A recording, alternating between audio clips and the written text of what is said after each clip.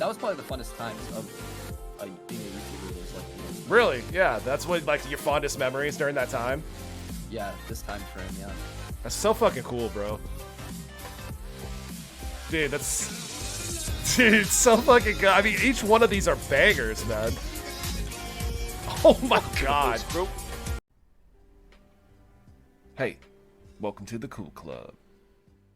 Guys, welcome to the Cool Guy Corner, episode 5. We got Heizman over here. Welcome in. Sorry, I don't know, dude. OBS, Streamlabs, I swear, if you don't, like, check all of the parameters, I know. like, the microphone will just turn off for no reason, the camera will reset for no reason, sometimes your alerts, all that under the sun. Anybody that's ever dealt with the program knows that that is definitely a thing that happens, but thank you so much, chat, for letting me know that, and I'm glad that Heizman and you guys caught that real quick, because I was about to go on a huge spiel, but, guys, this week's guest is Mr. Heizman over to my left. And Heizman, I know that I guess they already knew how you were doing tonight. They got to hear, you know, the answer to that question that they were able to hear on stream. So we all know that I'm having a beer, he's having a little bit of a drink, and we're gonna get right into it. So Mr. Heizman, and for those of you guys don't know that's on the channel, Mr. Heizman is a streamer, YouTube content creator, and a content manager now. But Mr. Heizman, which came first, and how long ago did you start? Tell us a little bit about the beginnings. First of all, I just want to say hey to everyone in chat. So if you have any questions for me at the end, maybe we'll talk about it. But YouTube came first for me. I think a lot of people think I was a streamer. Like I get called a streamer more so than a YouTuber, which is weird because I've always been a YouTuber first. But yeah, YouTube came first, and then obviously you pivot to Twitch. That's just what you do. And if you're a streamer, you pivot to YouTube. But I had Twitch, Facebook streams, but YouTube's always been like my bread and butter. So yeah, and we know that. So you started that. Actually, we don't know that. So there are going to be people finding this out for the first time. I believe that you did start as a before you even did anything on YouTube. You started as a streamer first of all on the Twitch platform, and then just kind of went from there. Or what was the natural progression? Kind of where did you see yourself starting? I guess, and then we know that you played League. But yeah, how long ago did you start this journey? So I started all this back in 2015. I was a sophomore in college, and I got a really unfortunate diagnosis. Not to wear my heart on my sleeve or anything, but I got diagnosed with type 1 diabetes when I was in college, and that kind of turned me into like a hermit crab, if you will. And I got League of Legends was my game of choice, and I got really fucking good at the game while I was, being a hermit. And after like a year of doing that, I decided why not do what everyone else is doing. Like at the time, it was like you had like Void Boy, he was a big streamer. Tyler One was not on the scene yet. It was all the OG guys, a lot of the old pros. Void Boy was the guy that I personally watched all the time, and I was like, well, if they could do it, why can't I? So I was 20 years old. I made a YouTube channel, and about 6 to 8 months after I started, I decided I need to be at least in one trick. And once I did that, it was like the rest is history. I got a video that just popped off randomly for like 1 million views, and I'm talking when I had like 100 people that followed me. Wow. And it randomly popped off, and that was when the journey just took off, and I was like, okay, I can do this thing. I'm in college, and I'm like, do I care about my degree, or do I try to pursue this like unorthodox lifestyle? And well, the fact that I'm sitting here, you know the answer. But I did finish college because, I wanted to have a plan B. So. Oh, for sure. And man, that's got to be and I know a lot of streamers back then kind of almost did the same thing. I know some people more or less would start at the beginning of college. We know a lot of people even decided not to go to college because they started in high school and kind of saw that as the path. Like, hey, I don't even know if I want to spend the time and effort, if I'm going to be able to put my best foot forward on my content creation, my YouTube, my Twitch, whatever it may be. So it kind of sounds like, and like you said, almost, I think Tyler One did the same thing, right? He was in college starting as about a freshman or a sophomore while he was playing football. So, you guys are both built different. You're on the same timelines. So yeah, actually, it's funny you mentioned that because Tyler One was like coming up at the exact same time that I started getting big on YouTube. And I remember when he first went viral on stream, I tried to reach out to him to do a collab, but he was already on to bigger and better things, so never ended Yeah. up getting a reply from him. But yeah, we college for him, I think it made sense to drop out because he was like absolutely crushing it.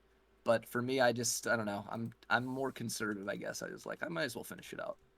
Oh, for sure, for sure. I think honestly, I mean, we'll get into the level of success that you've had, kind of your progression, your journey throughout the years. But man, I probably would have done the same thing. Like with even that, like obviously the success that hit so quickly with your stream and the videos that were hitting and getting all the views, I probably would have done the same thing. Like, hey man, I'm gonna finish college regardless. I'm gonna have this I guess safety net, if you will. Like, I'm gonna get that degree, see where the YouTube goes. Hey, and if it blows up and I never have to work a day in my life with this degree, that's cool. But you know what I mean? Like, you know. Absolutely. I mean, that was like my biggest dilemma at that age was, you know, I wanted to be able to move out of my parents' house, but, you know, I wasn't making enough money from doing YouTube. So it was a big decision point. Do I get a real job, quote unquote, and try to, you know, blaze my own trail that way? Or do I just stick with YouTube, live at home for a little bit, make some money, save up, and then get my own place?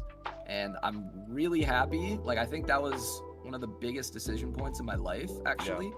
Like, I feel like life is filled with like a couple big decision points. That was one of them for me. And the fact that I went the unorthodox route paid dividends. So glad I did. Oh, for sure. You know, it's actually funny, and I was gonna hit on this too. The first thing that you said was like, hey man, I was kind of a hermit crab back then. I was very introverted. You know, I've got 4 hermit crabs sitting in a cage behind me right now.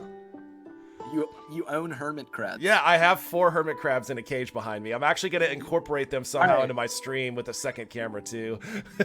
Can we like pause the interview? Can I ask why? It's a strange story, and I know it's like, hey, I'm going to interview you about this weird ass pet choice you got over there. When I was a kid, man, I was 7 or 8 years old. For some reason, I walked through the pet store, and I did have a dog, so don't think I'm like super weird. I still had a normal pet too. But I saw the hermit crabs when I was little, and I was like, man, like those things are cool. Even though I hate spiders and all that, like I was like, hey man, I want to get some of those. Unfortunately, they died with it. Like all of them died in the first 3 weeks. So maybe we can get to that later of responsible hermit crab ownage or ownership. But yeah, and then I thought like a whole podcast on that. Yeah, that might be one. Like just pets in general. But hermit crabs got to have a spotlight in that. I mean, you guys don't sleep on the hermit crabs. But yeah, about 2 years ago during the pandemic, I felt like I didn't have any pets living with me at the time. So I was like, hey man, I'm gonna go get some more hermit crabs, bro. Like it was my calling. It was my calling. No, I get that. I ended up like I always grew up with dogs and pets, but I have like a zoo at home. I have 3 cats and 2 dogs, and it all stemmed from boredom during the pandemic. So like I totally get it. No judgments here. I just thought that was funny. Fair. But no, so actually, I wanted to hit on one of those things too. So you said when you started streaming, you were like, hey, you know, I got this Lee Sin video. It popped off. So what was the decision that, I mean, I'm assuming you had played League of Legends before you started streaming, but what was the motivation behind being the Lee Sin one trick? What was about the champion that kind of just really captured your attention? Yeah, so Lee Sin, I mean, there's a couple reasons why like I got into him. You know, I was watching other Lee Sin players that were already popular, like GripX, Bubba Kush. I'm saying names that only like hardcore Lee Sin players would even know. But there was all these big names, and I was watching them, and I just thought I was mesmerized by like the fact that the champion could. It almost feels like you're doing a dance when you're playing that champ. It's like I don't know how to explain it, but it feels really good to play that champ. And I was watching all these videos of people making incredible plays on Lee Sin, and for some reason I was just like, I don't know, it was just one of those gut instincts where I was like, I'm gonna get into that. So I picked him up, started playing him. I've always been like ridiculously good at video games, like growing up, so I figured even though he's a hard champ, I can handle him. And yeah, he ended up cultivating me a pretty big audience on YouTube. So what was your like progression in Elo? Like what season did you start playing? When did you pick him up and kind of become the one trick Lee Sin? And then over the seasons, like we know that you did hit the high Elo, but like kind of what was your progression over the time that you played, and when did you hit that high Elo? that's a loaded question for me, but I started League of Legends in 2012. So it was season 2. And the only reason why I played it is because my buddy, who also happens to be huge on YouTube now, we'll talk about that later. He made me play it with him. He came home from college, like it was like the first break during freshman year of college, and he made me play it. And I like instantly fell in love with it. I was like, this game is it's unique. I've never played a MOBA before. I just love the way the game played. So started in season 2, but I didn't make a YouTube channel until season 5, which was when like I told you, I got the diabetes diagnosis, and I wasn't leaving the house anyways. So I figured I have this extra time where I'm not being social, so let's at least do something with it. So that's when I made the YouTube channel. Started thinking about streaming, and so season 2 to season 5. Season 5 was also when I got to like high elo, quote unquote. Diamond, I don't know, like back then Diamond was like considered high elo. Nowadays it's not, but at that point in time I was like, I'm Diamond, I'm a big deal, like let's make a YouTube channel. So hey, well, Diamond back, you said in season 5, like that probably was the equivalent of, Diamond back then was probably at least Masters, almost probably borderline Masters, Grandmasters these days. I mean, I would think so. Would you kind of agree on that, or? Wait, what was the question? What is so high Diamond elo now? back then, if you would say the equivalent of like Diamond skill level back then, like of today's elo. Yeah, maybe more like Master. Yeah, it's like inflated now. I don't even, to be honest, I don't even play League competitively anymore. So this is all in the past, but yeah, I would say that's pretty accurate. Oh, and we'll definitely be getting to that too. I mean, people are going to be like, wow, man, this guy's got an interesting journey. And that's crazy to me too, to even hear that, knowing you. So if you guys actually don't know this, Mr. Me and Heizman met back in TwitchCon. So we got to know a little bit about each other. This is some information I do know about him. Some of this is going to be brand new stuff to me, but I'll tell you what, this guy's got nothing but surprises, and you're going to hear some during this podcast. I'll tell you. So actually, the one thing I don't know about you specifically is, where did the name Heizman come from? I get asked that all the time. Well, I used to get asked that all the time when I would stream daily, but it's actually a kind of a dumb story, but the Heizman trophy, you probably know college football. It stems from the Heizman trophy.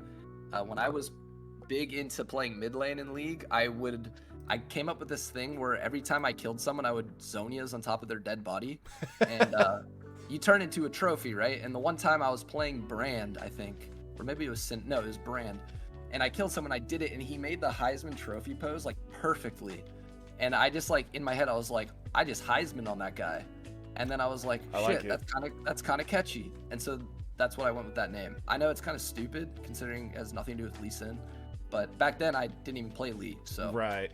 So what was your name before? I mean, did you change your name because of that at that point, or what was your name before that? I don't even remember, to be honest. It was just like a random dumb name, like, like a screen name. I didn't. Like we all had when we were kids, and we just carry it forward to like the next thing. Mine was like, I remember I was playing what was it, Counter-Strike, in my friend's basement when we were like in 8th grade, and I remember his brother came home, and like I was like, we were going crazy and having fun and being way extra and over the top, and I remember my friend the next day was like, yeah, my brother asked, who's that crazy white kid? Because we were just having so much fun, and I was like, that's such a cool name. So I was Crazy White Kid on all of my screen names for like at least 4 years after that. It was pretty cool, trust me. I feel like 20 years ago or whatever, that would be like totally acceptable. Now, if you say Crazy White Kid, it's just like, it has a different tone to it. Yeah. The times have changed, my friend. So when you started streaming, was it only League of Legends primarily, or did you branch out at all, or is there anything else that you kind of messed around with, played, experimented with, or kind of was just League the end all be all from day one? League has pretty much been it. Of course, like, I wanted to be a variety streamer in theory. It sounded great. but the views just never translated, and that's because my brand was like totally around like this one champion. I literally got him tattooed on my knuckles because like that's how ingrained in my life that champion in a video game became. So unfortunately, it did not work when I tried to do other things. So I've always just stuck with League, but you know what? It's fun.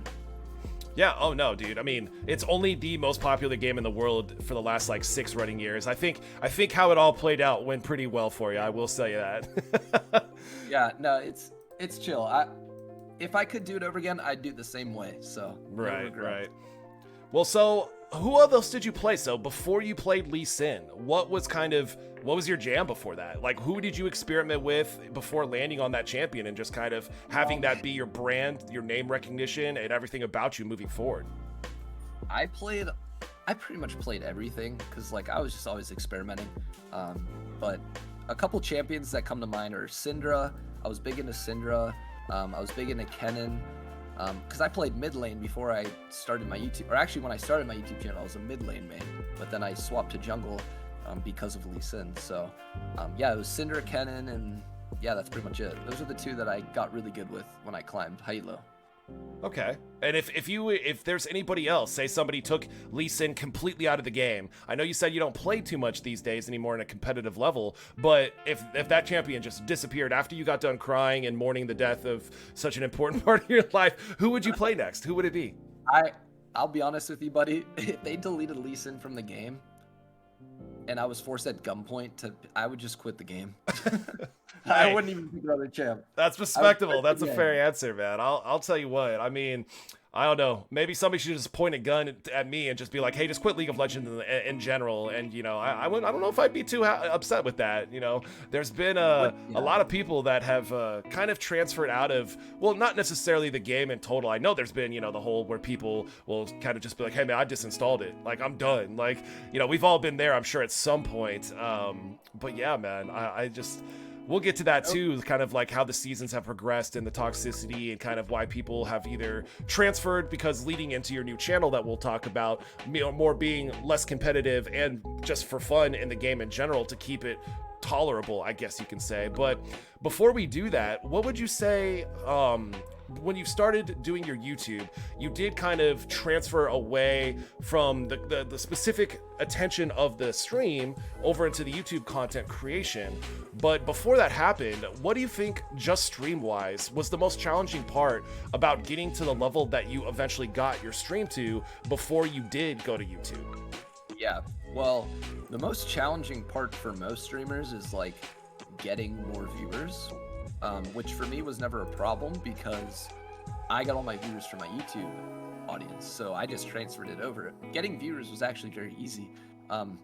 For me, the hardest part was I'm like an introvert at heart, and it's really hard for me to consistently stream the way most full-time streamers stream, because there's just days when I wake up and I'm like, honestly, like, I don't want to be on camera today. I don't want to have to play my games. I don't want everyone to see my emotions real time as I play this game, because League of Legends is an emotional roller coaster. So it's not just like I log on and have a good time. There's times where I'm pissed, I'm tilted, I'm upset. Like someone in chat pisses me off and I'd start arguing with them even though I shouldn't.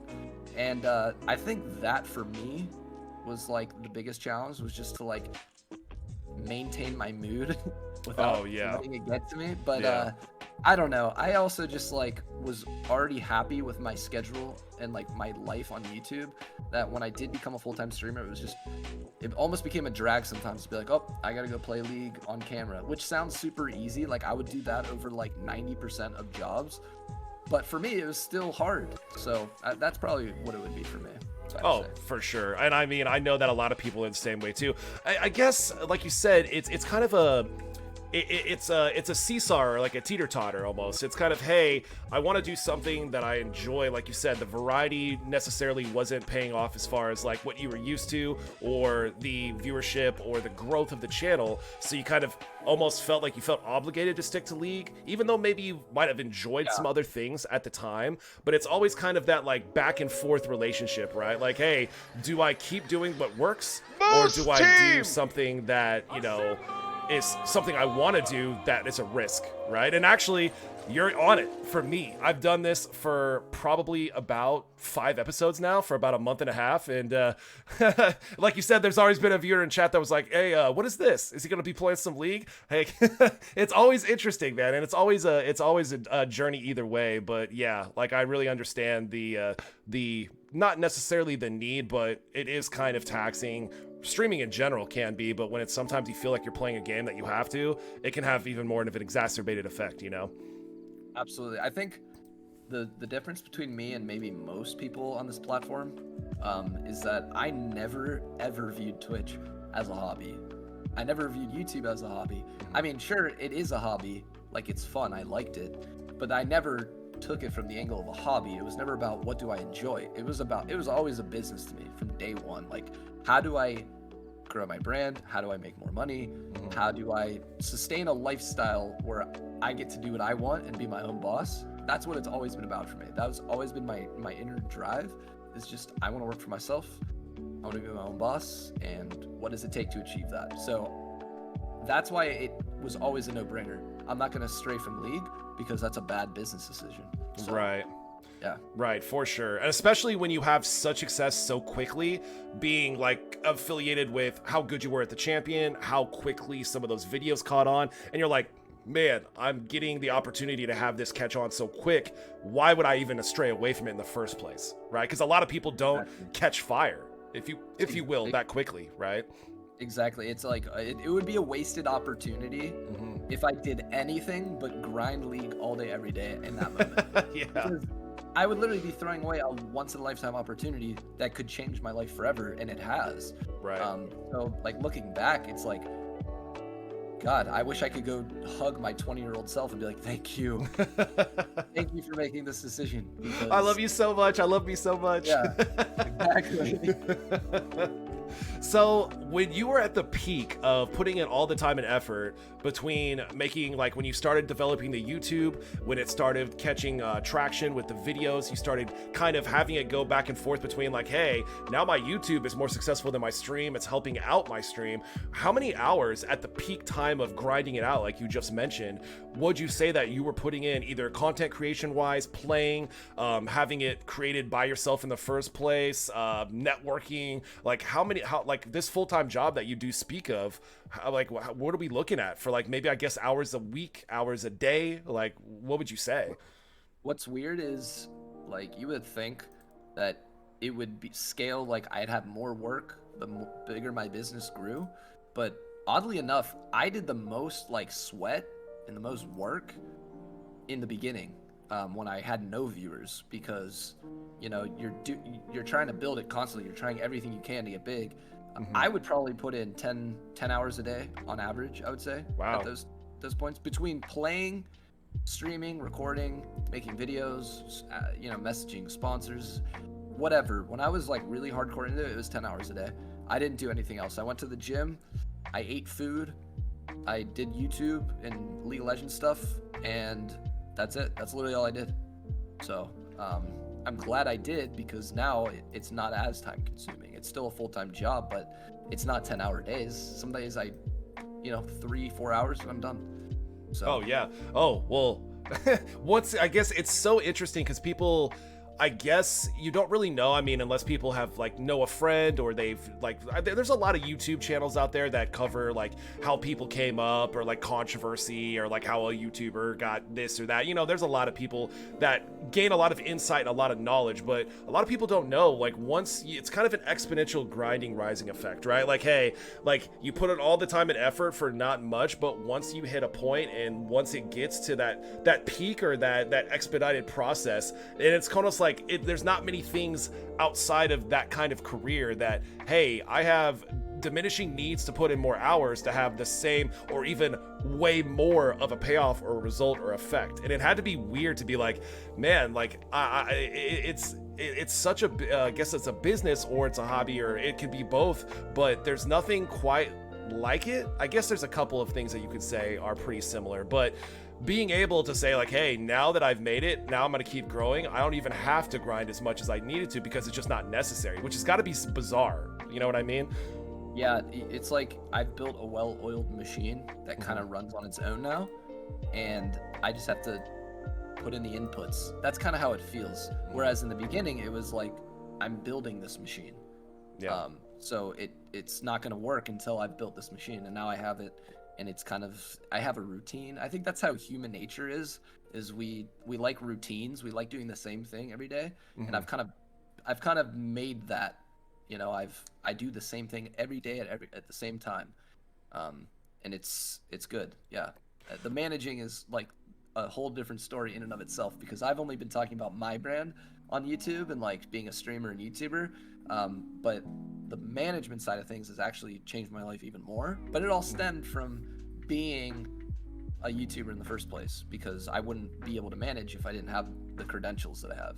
Oh, for sure. And that's actually a perfect segment because that was my absolute next question. What really got you over into, hey, all this time and effort and grinding to build what I have now? What got you more into starting to step into the content management side of the arena as opposed to, grinding out the hours from stream, creating your own channel? Because as a lot of people don't know, you now even help manage, create for other people as well. Yeah, So, so like I think a lot of everyone's different, of course, but like I said earlier, I always viewed this as a business. And so when I was doing this full time, I treated it like a full-time business, like a real company, even though it was just my name on a YouTube channel. And so for me, it was always, okay, what else can I be doing that I'm not already doing that can bring in some sort of revenue for me, for my business? mhm. And it always grew. It started with just YouTube revenue, right? That was like all I got. Then it was like, okay, let's throw in live stream revenue. Then it was like, okay, sponsorships. Once you get to a certain point, sponsorships come in. But then you get to a point where it's like, okay, that's all you can do as like a creator. But I'm not just a creator. I got a business degree. I've always had a business mind. I can be more than just a creator who plays Lee Sin, right? And I think that's where I differ from a lot of people. Is that's not who I am. That's part of who I am, but that's not who I am. Um, like I just started a real estate company too. Oh, So I've always been looking at this as a business, and so I had the idea of helping other people who don't view this as a business and just want to do it as a hobby, kind of stepping in and being that business piece that they didn't have and working with them. And I think there's a lot of people in the gaming space, because gaming is a hobby to most people, who just don't want to view it as a business. But why not still reap the benefits of having a business manager? And so I started reaching out to people. I knew a lot of people in the league space. I knew a lot of people on YouTube. I made a lot of friends. And just building connections like that, I ended up meeting a lot of people who did, in fact, need that exact role in their channel. And that's kind of when I started managing channels. I met up with a friend named Professor Colley. You guys probably know who he is. mhm. And we started a business together. And then, long story short, we decided to go our own ways, but we both do our own things and we're both successful. So, yeah, that's pretty much it.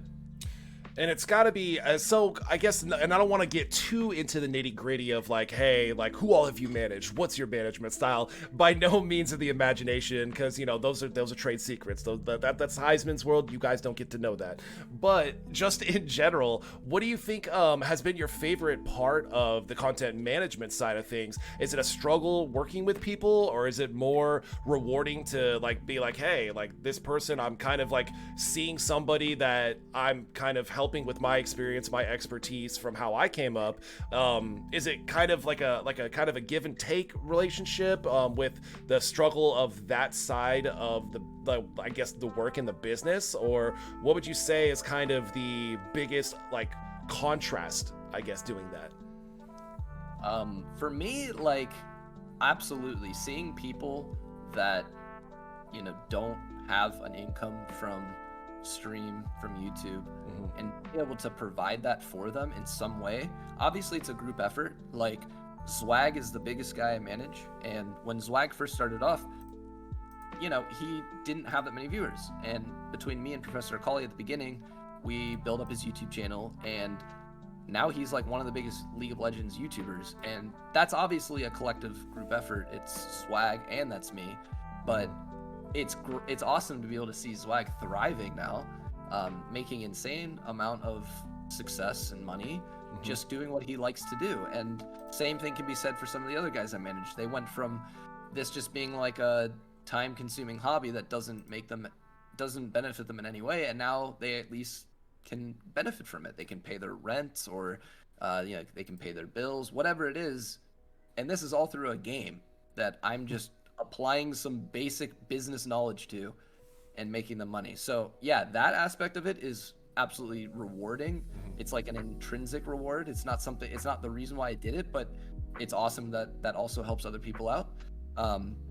But yeah, that's pretty much, I would say that's like the big thing for me that I enjoy. Things I don't like about it, there's definitely a lot of people I've worked with, and I'm not going to name names, obviously. A lot of people I've worked with that just frustrated me because I saw a lot of wasted potential. Whether it's people are too lazy or they just don't want to listen or whatever.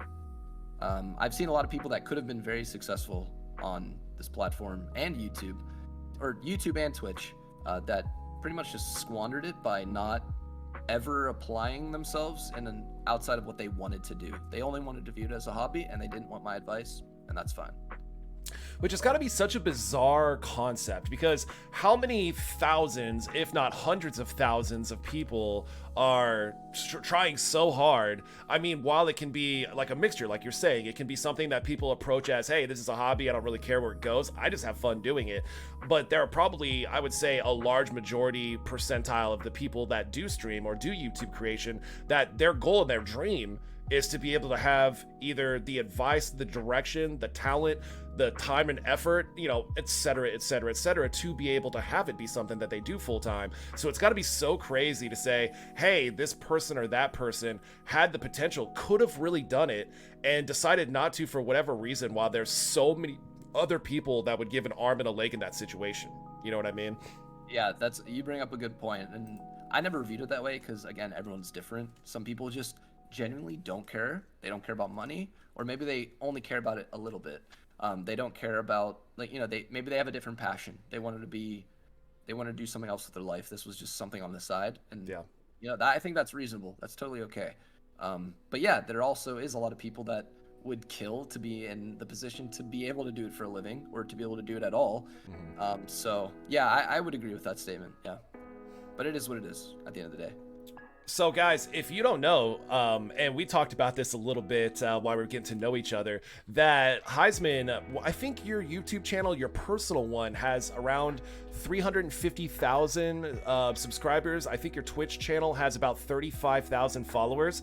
Is it kind of crazy now that you've stepped over into the content management side of things to have something that you spent so much time and effort cultivating, building, got to such a high level with it, and then you don't touch it anymore?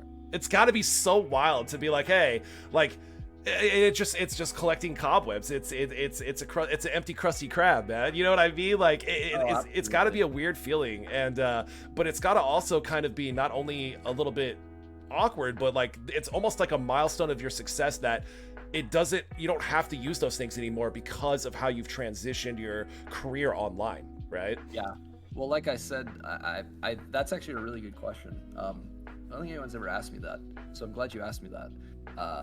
But there's a piece of me that misses daily uploading on YouTube and using my own personal brand as like my primary income.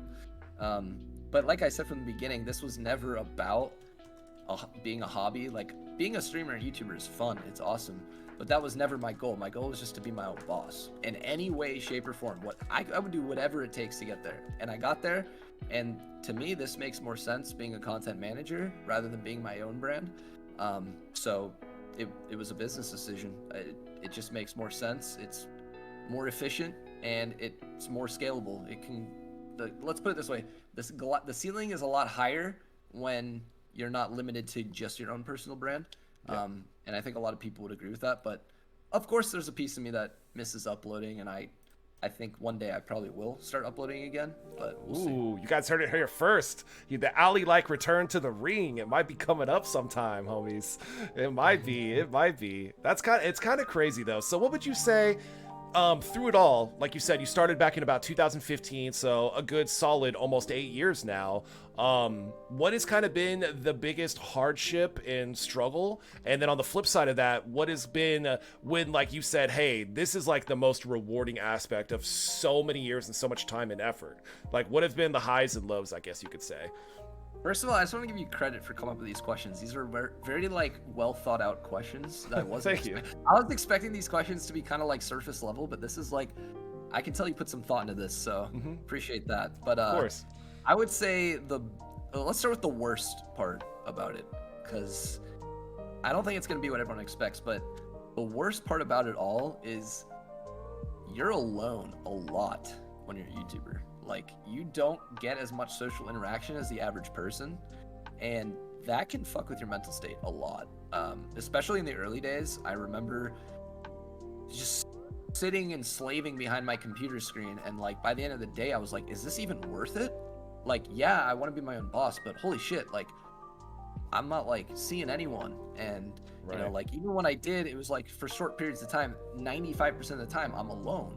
And it's like, is it really worth it? So that was always like the biggest struggle for me, is like balancing, you know, trying to have a balanced life. But when you work from home, and I think a lot of people understand this now because of COVID, and the pandemic has reshaped the way most people work, a lot of people are starting to see that even though it sucks to like have to go somewhere for work, there is still cons to always being at home. And for me, that's, you know, trying to keep my mental health good. My habits, my lifestyle. It's a challenge when you're slaving behind your computer most of the day. So that's definitely the hardest thing.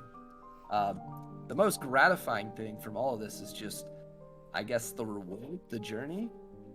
Sorry, my dogs are going crazy. I knew this was gonna happen. I could see the cats in the background too.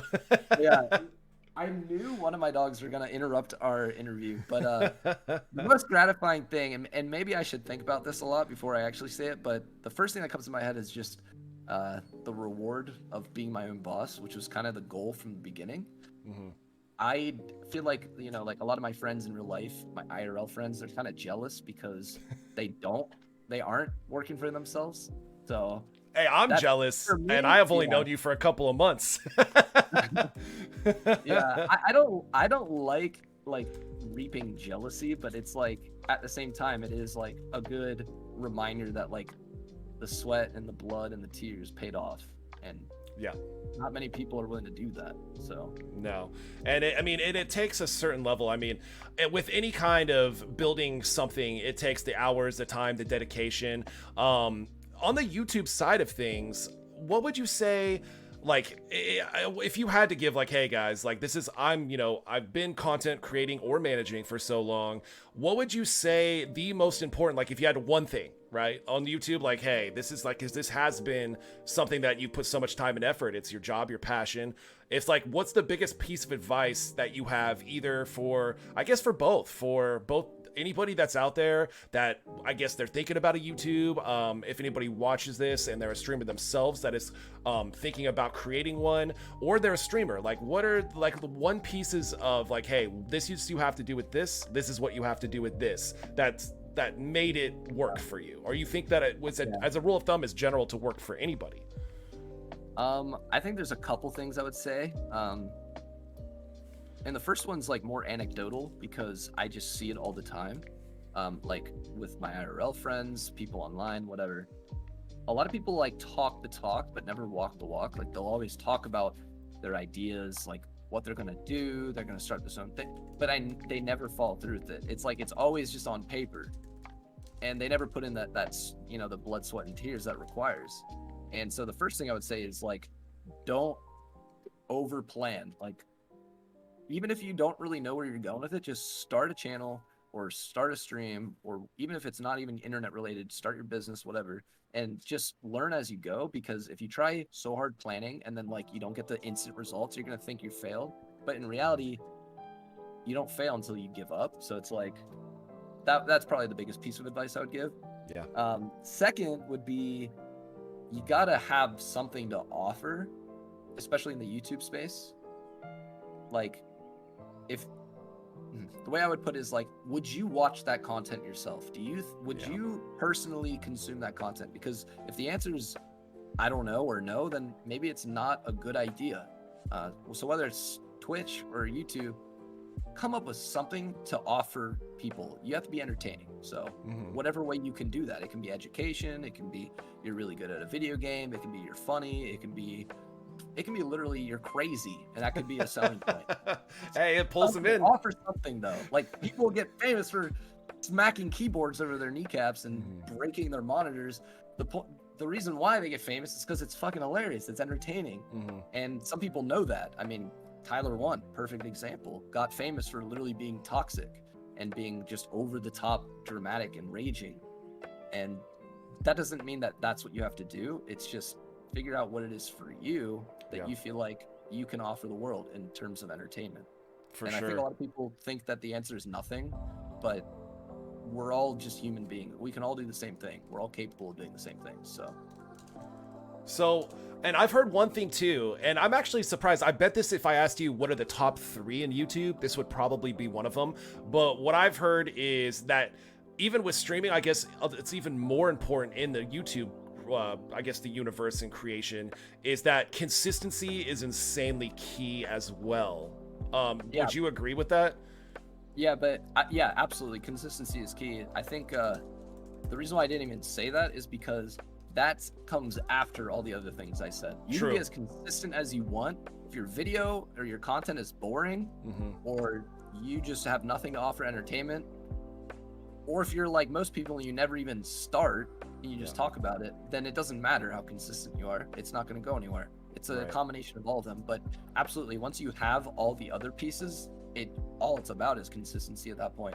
Right. And adapting to the ecosystem, because the internet changes every year, and so does YouTube, and so does basically the culture behind YouTube. So what it takes today to succeed was different than it was in 2015, and I know that, and so I've adapted. Right. Oh, for sure.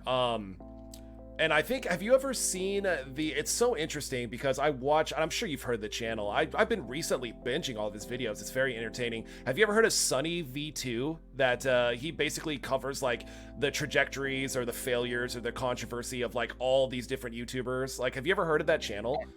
I actually don't. And I spend a lot of time on YouTube, but I think he's got about 2.5 million. I highly recommend him, guys. Speaking of YouTube, exclamation point guest will bring you into actually the last kind of topic, as far as, well, to finish my point though, that he exactly says the same thing that you do. He's always talking about why some certain streams that have either our channels in YouTube make it and don't, and exactly what you've said is exactly what he said, which is so interesting to me, because I don't think it's just like, this is great advice from you, because not only do you know what you're talking about, but I can verify through knowing a bunch of other, just not even people personally, that I've heard the same exact thing echo. Like, pick something that you're going to put the time and effort in, but it's got to be unique. It's got to be something that you offer that maybe other people don't offer. And it's interesting to hear you echo the same exact sentiment. So, I mean, guys, it's got to be right. It's got to be right. But speaking of, the last thing I want to talk about,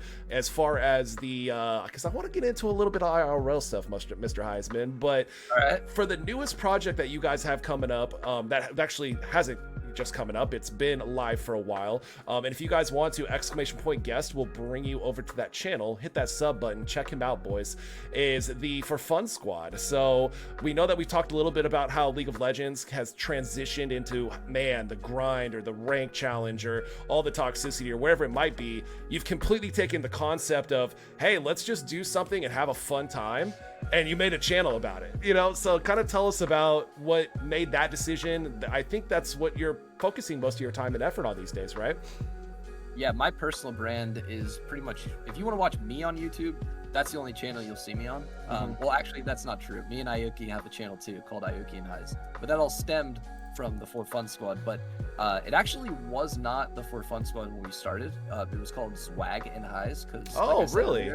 I managed Swag. And I had this, again, this all stems from the idea, just thinking like a business rather than a hobby.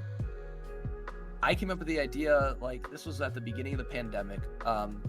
You know, everyone has their own personal brand, But what happens when you put two brands together? Could that be a brand in and of itself? Because Swag has his brand, I had my brand. Well, what if we have a brand together? It's like we're combining our audiences, but we're also going to be getting new audience who just kind of like the dynamic.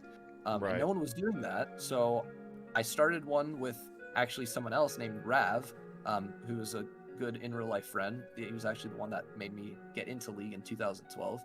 But we started one together. It was mildly successful. He ended up having to stop because he had like more important things, I guess. But Zwag, I told him, hey, we should start a channel together. I'm already managing 2 of your channels. Why not triple dip and let's make more content where we're playing together? Right. And it took off. We got an editor, and when I say take off, I'm not talking like PewDiePie numbers. Like, we're not getting 1 million views per video, but the amount of views that we get for the amount of time spent is really, really good. And then about 8 months ago, we decided to rebrand to the For Fun Squad because we started experimenting with playing with not just 2 brands, but what about 3? We added Aoki to the mix, and then 3 became 5 when we added Professor Kali and then Body. And we were like, now we have a whole crew. Let's call it the For Fun Squad, because that's pretty much all we do on this channel. I love it. So yeah. And if you guys haven't, go check it out. Go over to that channel, !guest, for anybody that wants to be rerouted to it. They have a fantastic time. It's interesting and it's fun to not only see, obviously, very successful creators, very good players really transition into, like, it's not all about exactly, hey, we're all high elo, hey, we're all successful, we're all now, like, real life friends. And this is like what the dream is in League of Legends these days. It's just kicking back, hanging out with your homies, playing some games, having fun. Like, it's crazy that you've taken that concept that so many people like really have started liking about League of Legends and made it a reality in such an interesting way, right? Yeah, I mean, I didn't reinvent the wheel here. Content teams have been around for a while, even in League of Legends. Like, Uber Danger was like the first one to do it, I think, where he would invite 4 friends and they would have like a group call and they would all just be fucking around in League, and they were very entertaining videos. But that stopped existing for like 5 years, and so we kind of brought that back into the League space. So I'm glad that we did, because people love it. People seem to really enjoy watching these videos, even though it's just 5 dudes gaming. But I guess like that's kind of what most of Twitch is. So we just, I don't know, we just kind of, no one else was doing it, so we took initiative. Yeah, no, and it's been really great. It's really, I mean, ever since I met you at TwitchCon, I've been watching the videos pretty religiously, and I mean, it's fantastic watching. I mean, that's what everybody wants, right? Everybody wants to be good at the game and to also have fun with all their homies while they're doing it. And you guys have kind of completely, I guess, cornered the revolution on that's what League of Legends has become for so many people recently in the last couple of seasons. And it's been fantastic. I really tip my hat to you. I'm not going to tip it too high because then you're going to see all the bald. But guys, again, go check that out, man. Go check that out. I'm with you. What?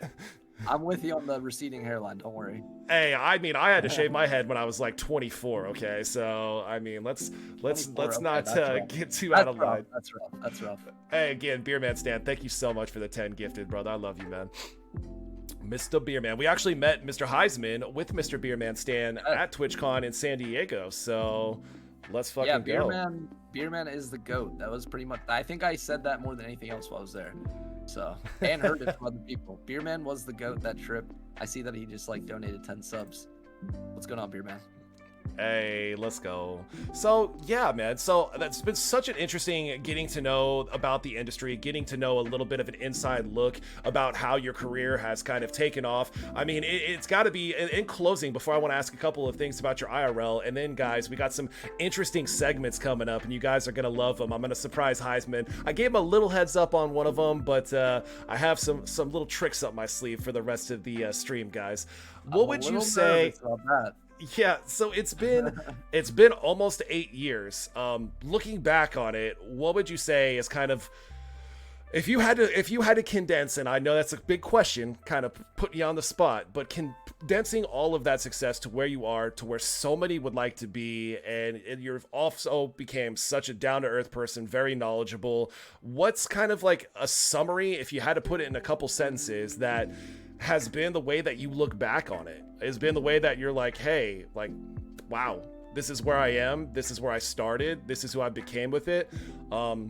You know, what would be your yearbook tagline underneath your senior photo? Oh man, never get complacent. Complacency kills. That's what comes to my head. That's something I always told myself through this whole journey, whether it was going from not doing it at all to doing it. And then once I started doing it, it was like, don't get complacent. You want to grow. And then once I started growing, it was like, okay, you're somebody now, but don't get complacent. You want to be bigger. And then I just kept that mindset no matter where I was, like, okay, now income's good, but I want to make more money. I want to be able to have better things. So it was like, always just don't ever get complacent with where you're at. But that's why I started real estate business recently, because, you know, I could just do this until it dies, or I could leverage what I have and keep going. So that's why, you know, I'm never going to stop until, you know, hopefully I retire. But oh, and that my time in. What are you wearing? I got the antlers up, baby. It's one of the channel point redemptions. I'm a Moosey Man. Come on, baby. Come on. No. So, switching over to IRL, because again, I am an IRL moose. So let's talk about your IRL.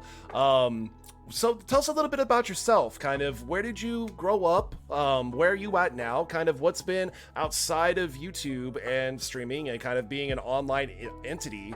What's kind of a little bit about yourself? Like, you don't have to give us your whole life story, but I'm sure we'd like to know a little bit more about you.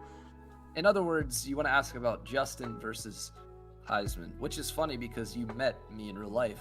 So that's like who you met. You didn't meet like my internet personality. You met me. I grew up in Pittsburgh, PA. I was born in Connecticut, though, in 1994. So makes me how old? 7 years younger than me, so it makes you 28. Yes. Hey, let's go. Math.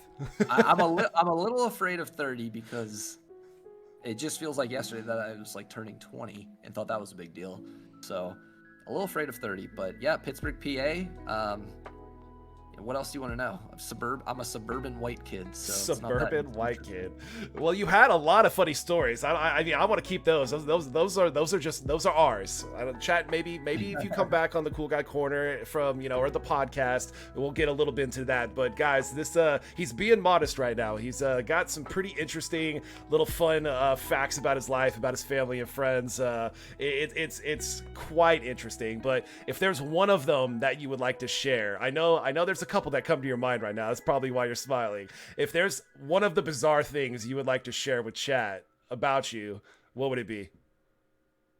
Bizarre things. Okay, did I tell you this when I was like hammered or something? Because now you got me thinking, like, what did I tell him? Well, you talked about a certain celebrity that got her start in a certain way, and that your uncle's friend was like affiliated with it. Yeah. So I don't know if that's the one we want to talk about, but then you had a couple of other funny ones like that too. I was like, man, that's fascinating. Yeah. Well, actually, I would say the one I'm comfortable sharing is the Zweig, or I'm sorry, I just like docked myself. But my last name, my family line has some interesting history, that's for sure. So I'll share this one. My great uncle had the most expensive real estate transaction in the country up until like 2015 or something. He bought like a $200 million penthouse in New York. I didn't get any of that money, by the way, so don't think I'm like a rich kid. It's like a distant relative. Holy shit, dude. But let's just say I'm far from the most successful person in my family. Yeah, I mean, dude, how dare you? How dare you not like have that kind of wealth behind you? Like, now you're just all the cool stuff that you said about it, like, oh, I grinded, I came up, I was beasting, it caught on fire, 7 years of putting 10 hours a day in, and he was like, now we're all just like, I don't know if you needed it. No, trust me, it wasn't like that. I wish there was a ex-wife situation, a new wife, so trust me, it didn't work out. But Yeah, no, that story, maybe we'll save that for the podcast. All right.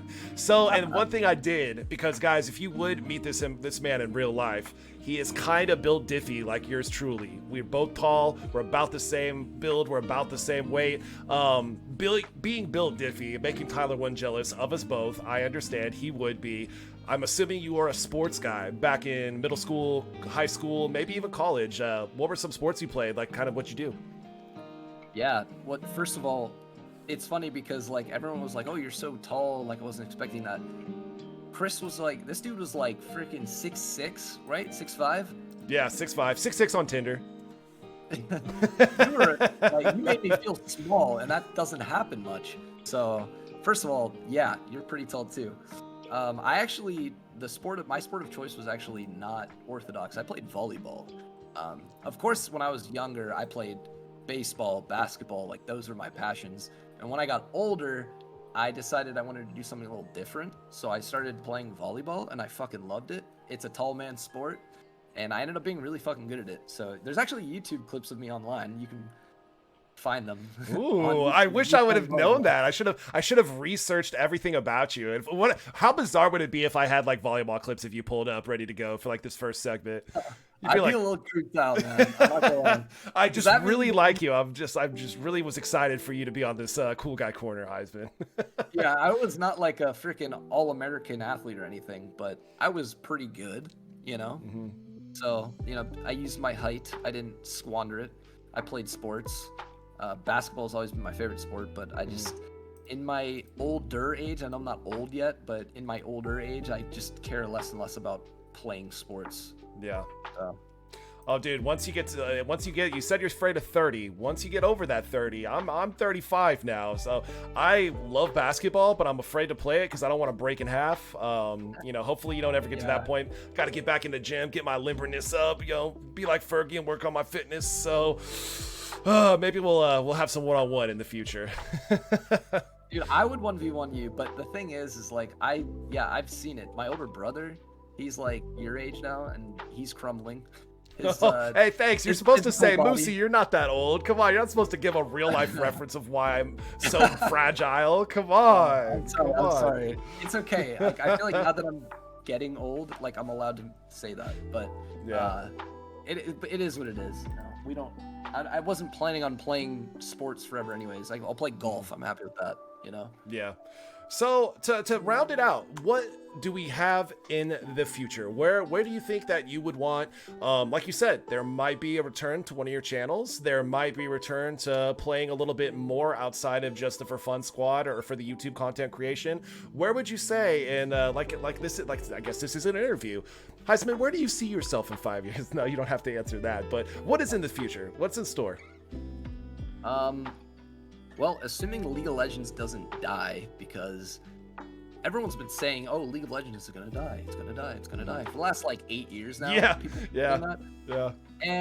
But the reality is, at some point, it will die, and so I plan on squeezing every last dollar out of League of Legends until the day it dies.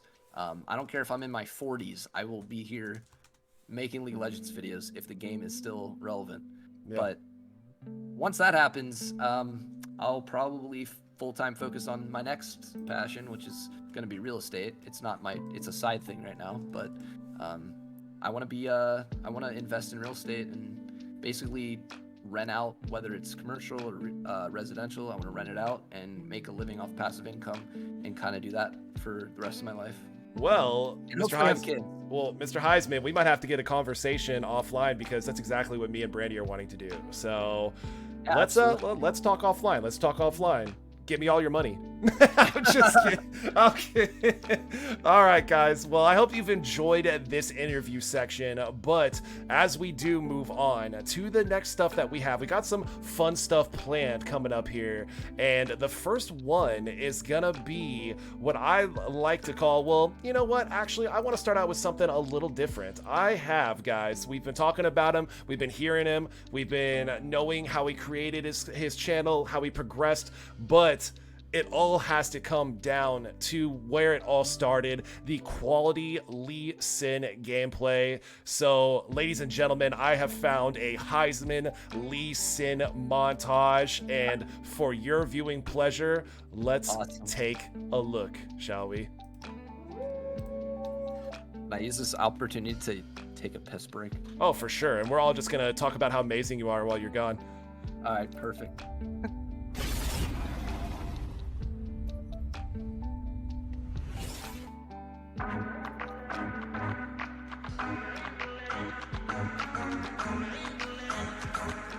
Worry not, I'll see this through.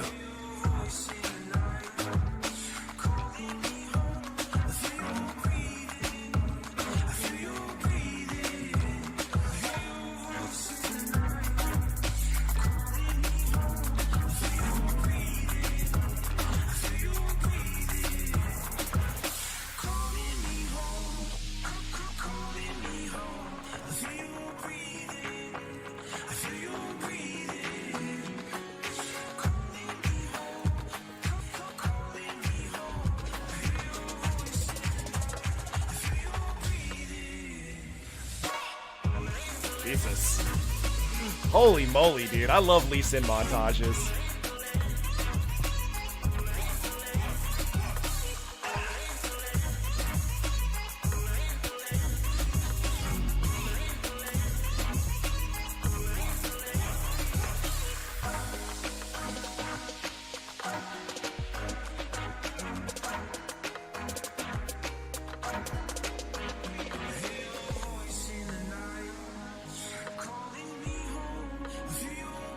Damn, this is like an OG montage, by the way.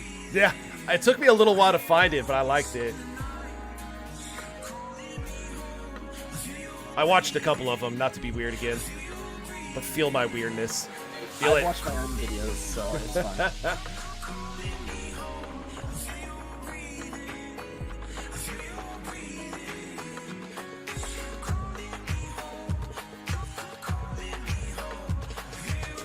Yeah, this is like a super old, like, season 6 to 8, I would say. And this is where you were like on point, like that's where your peak was, right? I would say maybe like a year after this. A year after this? Yeah.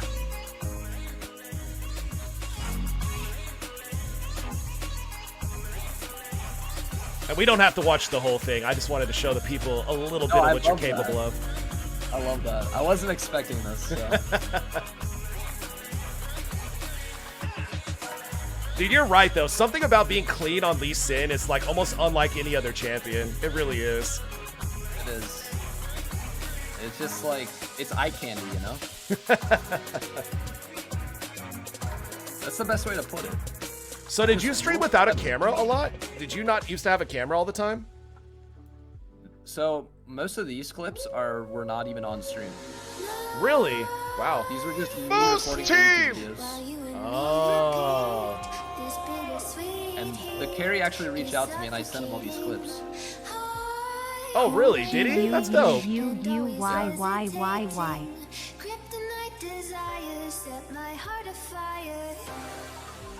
Oh, it's actually funny. This video,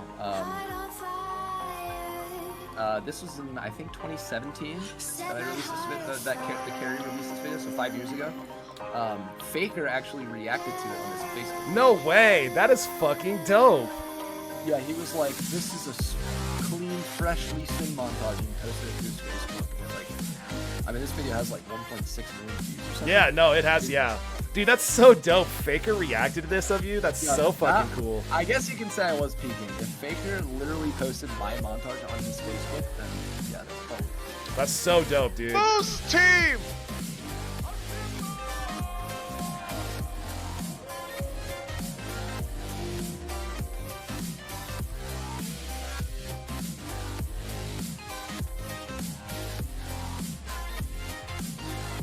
It's kind of reminiscing as we watch this, because like I haven't seen this video in God. In a long time. Yeah. How long do you think it's been? Years at least? Yeah, it's probably been like 2 years since I've clicked on this video, which is weird because this is a 5-year-old video, but you know, nostalgia. Sometimes you go back and watch old things. Oh, bro, if this was me, I'd be watching it. I'd be waking up in the morning and be like, oh, okay, let's get my daily dose of being a fucking savage in for the morning. Get your day started the right way, baby. One of my best Lee Sin. Do you know who Potato Monster is? Sorry. That sounds very familiar. Yeah, I think I know who that is. He was actually one of the first League of Legends YouTubers that got, you know, popular. He made the like top 10 League of Legends plays of the week.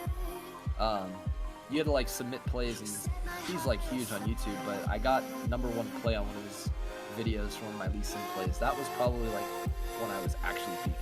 That's so dope, dude. And it's cool because I like was a nobody just sitting in my bedroom playing on my laptop watching Potato Monster videos, thinking, wow, that's so cool. He makes League of Legends videos on YouTube for a living. Yeah. And then now it's like I'm on his channel as like a creator. That was a cool moment.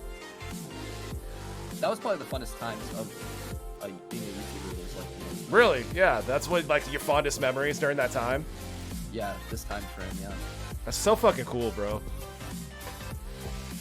Dude, that's... Dude, it's so fucking good. I mean, each one of these are bangers, man. Oh my god. Bro.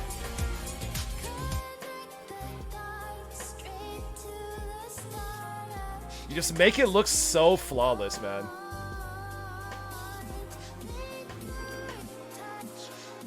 This is one of the oldest clips out there. This is like from 2015, I think. From 2015? This clip right here, yeah, this pentakill. This is season 5 or I think season 6. Yeah. Crazy. It's getting old, man. Getting old, baby. Not 30 yet, though. Trust me. Well, like League of Legends itself is like older than some of the people that play it, so it's like it's a 13-year-old game. So Yeah. Isn't that weird to think about how long it's been out? yeah, it is absolutely wild. Because like I wonder, like in 10 years, am I still gonna be like, oh my god, it's been 23 years, or am I gonna just be on to something? It's like the Titanic meme. It's been 84 years. Literally, it's gonna be the year 2100, and I'm gonna be like reacting to a Lee Sin montage. Oh my god, what a good prediction right there. I like that. Predicting as just like one of my favorite things to do on this game. And the crazy part is, a lot of people on these montages think that like, well, like, oh, this guy's got to be 12-0. This is easy if you're fed. Like in each of these, you're like ahead, but you're not too far ahead. You're still like, it's the quality of the mechanics and the outplay, which is what makes these such good clips, man. And honestly, I've made much better clips since Holy this shit. montage. But this was like kind of back then. This was like insanity, you know, or like. Not many people could do like cool mechanics, I guess, except for like the pros. But well, so, like, I mean, basically you. Let's be honest. That's basically you, bro. Come on. I'm not a pro. There's a distinct difference between a pro and me, but it's not mechanical. It's more like game IQ, I guess. Yeah.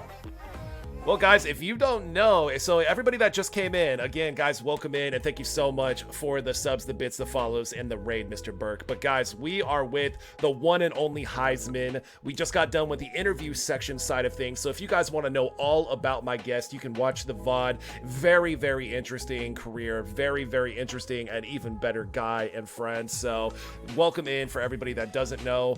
Heizman is, you know, I'm not gonna give it away. You guys gotta go watch.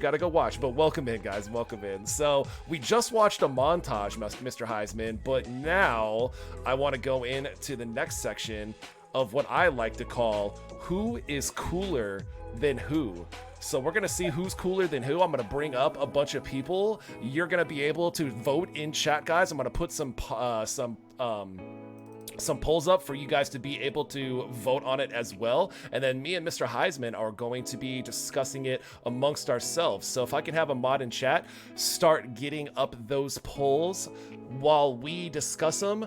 Go set it for 2 minutes if that's okay, guys. And the first one that we have up is John McClane versus Beatrix Kiddo.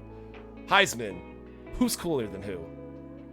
John McClane. I'm sorry, but yippee-ki-yay, motherfucker. Yippee-ki-yay, motherfucker. Hey, I hope you almost said do it. Mother Beeper, but yeah, no, that's one of the most iconic. I get like hype when I see that scene. When I watch Die Hard, it makes me hype. So, but that's not to say that Kill Bill isn't a great movie, because it is. I love Kill Bill, but I'm gonna go with John McClane. A.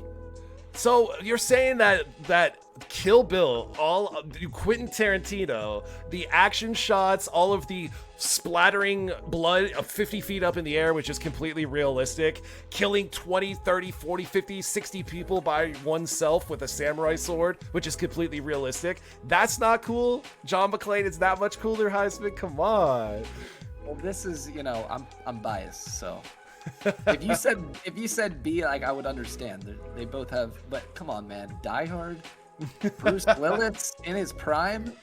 Okay. I always like playing devil's advocate, though. Like, I always like, because, like, if we're like, I want to make sure that anybody out there is like, oh, dude, it's got to be Uma Thurman playing Beatrix Kiddo. What is he talking about? I got to be the chirping in the ear for the underdog. But I'm going to have to go ahead and say, dude, I mean, Bruce Willis in his prime, when he played this character, probably one of his most iconic movies of all time. Like, dude, there's something about, like, the badass hero that, like, does everything himself, but, like, still is rugged, rough around the edges, all of his iconic lines.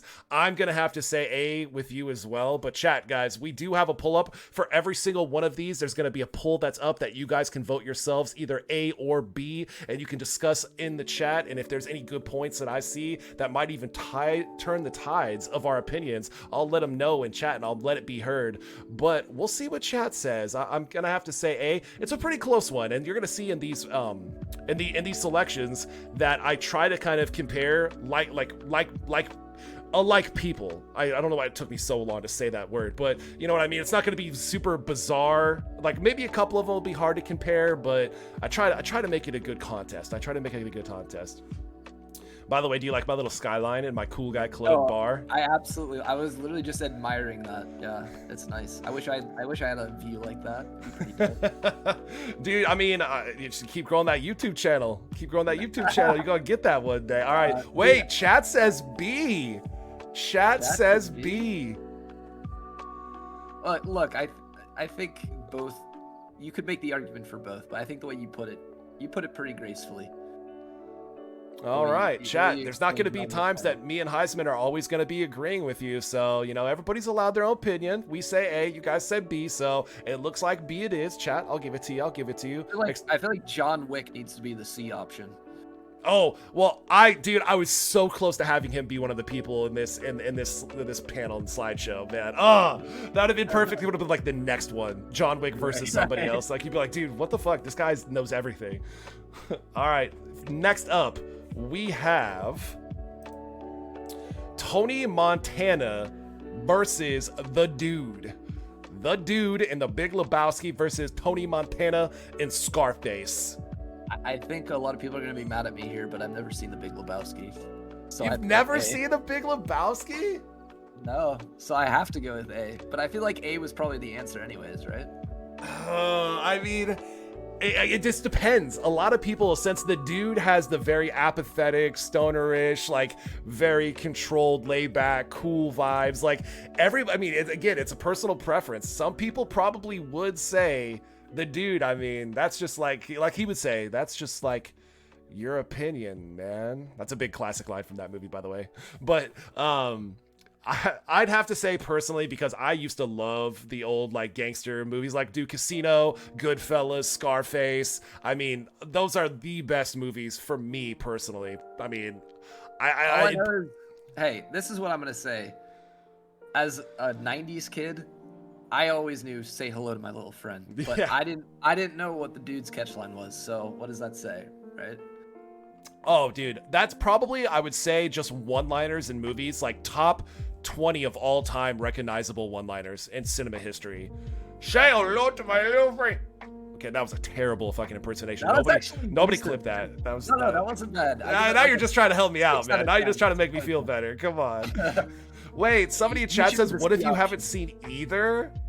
Wow. Okay, well, actually, that's... If you haven't seen either, then you're probably a Gen Zer. All right, well, actually, that somebody was Brandy. Uh-oh. She's like, I liked you so much, Heizman. Come on.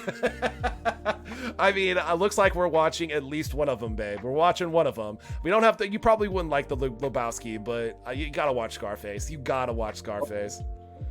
My wife Shelby has not seen either of these movies, I guarantee you. So she hasn't either? No way. Oh, She's gosh. not very cultured in movies, so.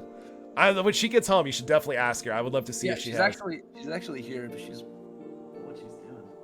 I think she's in the other room. She doesn't know that she is allowed even beyond. She thinks that like she's not allowed. Oh, like whenever you're like on or live, she's like, I'm not gonna be walking through. Like, come on. That's... Exactly. Dude, that's like a big thing with streamers, like especially bigger streamers with significant others. Like, it always seems like the significant others will be like dancing or like running through the screen if they ever have to be in the background. Like, they don't want to be it. It is a completely tied 50-50. It is a 50-50. Wow. Wait, right. I didn't vote yet. I didn't vote. Oh, no, you can't do that's no, you can't do that. Come on, don't be pushing over the edge. I want to be the swing vote. Come on. And chat, remember guys, we are going to have polls up for each one of these selections. We only had a couple of votes, but your votes are going to be as well as talking in chat. I mean, I'm going to give you the benefit of the doubt. If you push the polls over the edge, that's what we're going to have to go with. So the mods in chat, can we reduce the time on the poll to 1 minute instead of 2 minutes, please? Thank you guys. And it looks like it's a 50-50. All right, well, you know what? I bet Tony Montana would tell everybody else in chat that you could say hello to his little friend. All right, next up, we have the Fonz versus Barney Stinson from How I Met Your Mother. We've got Arthur Fonzarelli versus Mr. Stinson himself. Heizman, take it away. Who's cooler than who? If I don't say B, then my parents will disown me. So I gotta go B. I mean, but no defense, no case can be built for Barney Stinson. To be honest, I've watched like 5 How I Met Your Mother episodes. They're good. I like his character, but the Fonz is way more iconic to me. Well, you know what? I'm going to have to say, as a person that for a while there thought that Barney Stinson was practically my spirit animal, I knew every single line that he ever said. I mean, I remember I first started watching the series when I was out of college about 2 or 3 years, and I binge watched the whole thing, like the whole series, until like the last season was about to come out. I watched the entire series for some reason in like 3 weeks, and that's a lot of fucking episodes. And I don't know. I'm weird. I'm going to say... I could be convinced. I could be swayed on this one, to be honest. I actually have to agree with you. I mean, Arthur Fonzarelli is one of the coolest characters of all time. Like, how could you say no to Arthur Fonzarelli? So I'm gonna have to agree with you as well. B. Let's see what chat says. Chat also says B. All right. Oh wow. Let's go. Hey, the Fonz would say, hey. All right, guys. Moving on. The next one we have. I do have a Keanu Reeves character, so I almost had John Wick, but I got Neo. It's Neo versus James Bond. You don't even have to finish your sentence. This is a landslide. What do you think I'm gonna say? I think you're gonna say James Bond. Well, you'd be wrong, my friend. No, okay. I thought for sure you were gonna say James Bond. Okay. It's Neo. It's Neo. Not even a question. He's the coolest of all of the people you've had so far. What? Neo cooler than Fonzarelli? The Matrix is like me and my brother's like all-time favorite fighting movies. So it is pretty fire, dude. I actually watched all 3 of them back to back to back. I used to watch them all back to back to back, like maybe once every 6 months, and then like I stopped it a couple of years ago because I was like, all right, dude, I know every single move, I know every single piece of dialogue. Like, what did you think about the most recent movie though? I was not a big fan. I thought not me either. Watered down and just didn't give me the same vibe.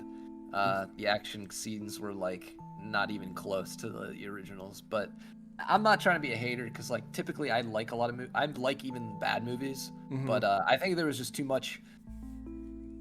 The shoes were just too big to fill. I think Holy moly, chat coming out strong, bro. Chat says this is the highest voted poll, and all 7 people said B. Okay, look at that's the Heisman effect, man. I said it would be a landslide. All right. I mean, James Bond is cool in his own right, guys. Come on. that was Austin Powers on there, it'd be closer. Oh, dude, that actually needs to be. I've never had Austin Powers be one of the people that we voted on. Oh, dude, I'm writing that down. I'm stealing it. He's got the mojo, baby. He does, yeah. All right, guys, next up. Ooh, this is a tough one. I've had both of these people on before, but they were versus different people, so I had to bring them back for this one. We have Tyler Durden versus Vincent Vega. Tyler Durden from Fight Club versus Vincent Vega from Pulp Fiction. This is going to be a little harder for you, I think, Heizman. This is a good one because both movies are epic, but I'm a little biased because Fight Club is one of my favorite movies ever. So I have to go with Tyler Durden. That man is... Brad Pitt kills that role. That man's like... You said the other dude's your spirit animal. I would say that's my spirit animal. So yeah, actually, I had a Tyler Durden cover photo. Was the longest cover photo, I think, on my Facebook out of all my cover photos that I had up. So I agree with you. I love some Tyler Durden, but dude, I'm going to go against you this time. I'm going to say Pulp Fiction was, you could say, a cult following, like probably is regarded as a top 25. I mean, Fight Club's up there.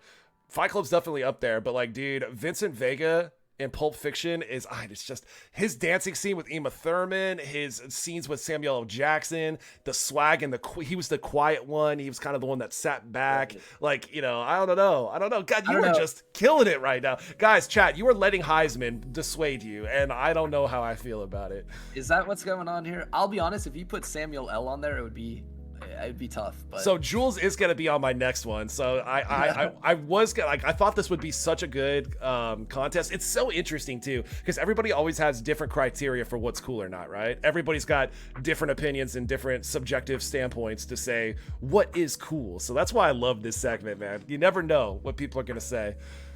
All right, guys, that is the end of Who's Cooler Than Who. I think Heizman got 5 out of 6 of them agreeing with chat. So, chat, I mean... Chat knows what's up. Chat does seem to know what's up. So do you. Apparently, I disagree with you like 4 times. So apparently, I'm the cool one here, and I don't even know cool. I guess I need to, like you said, bro, I need to go back in the books and research and give some kind of quality content that people are entertained by. And I don't even do it cool. What do I got if I don't have cool? Come on. All right, guys. So it's time for the next segment. And this is one that we do almost every single week as well. And this is what I like to call Moose Clip of the Week. Guys, we have a Moose Clip of the Week. We're not going to play the whole thing, but if you don't know, mooses are pretty vicious. Mooses are a little bit cuddly, but they are also a little bit terrifying. So guys, we are going to have the Moose Clip of the Week. Let's take a look. We got 2 big boy mooses that are about to come across each other in the wild. Let's take a watch.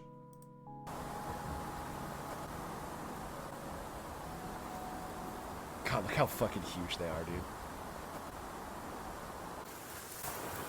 I'm not gonna lie, I did not know this was part of your stream, but I love it. These random videos. Oh shit.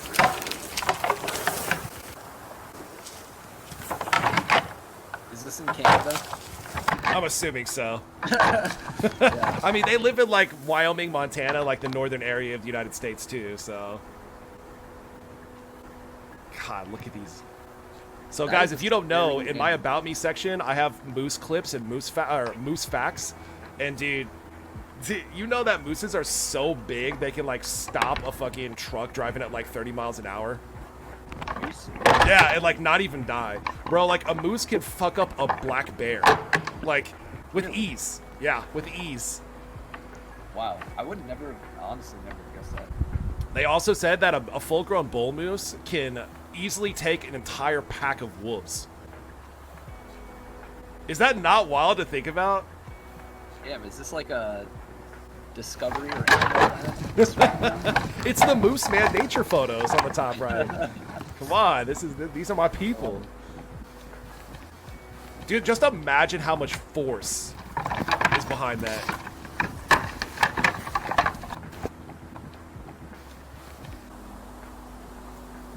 Dude, look at him too. I love how they do like stand back.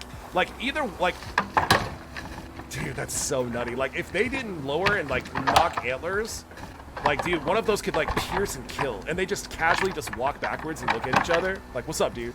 Are we going again? So All right, let's go again. Our moose, the plural form of the moose is moose, right? Yeah, just moose. It's like goose and... Well, goose and geese.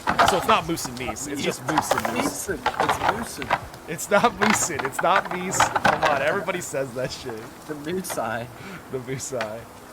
No, I think, is there...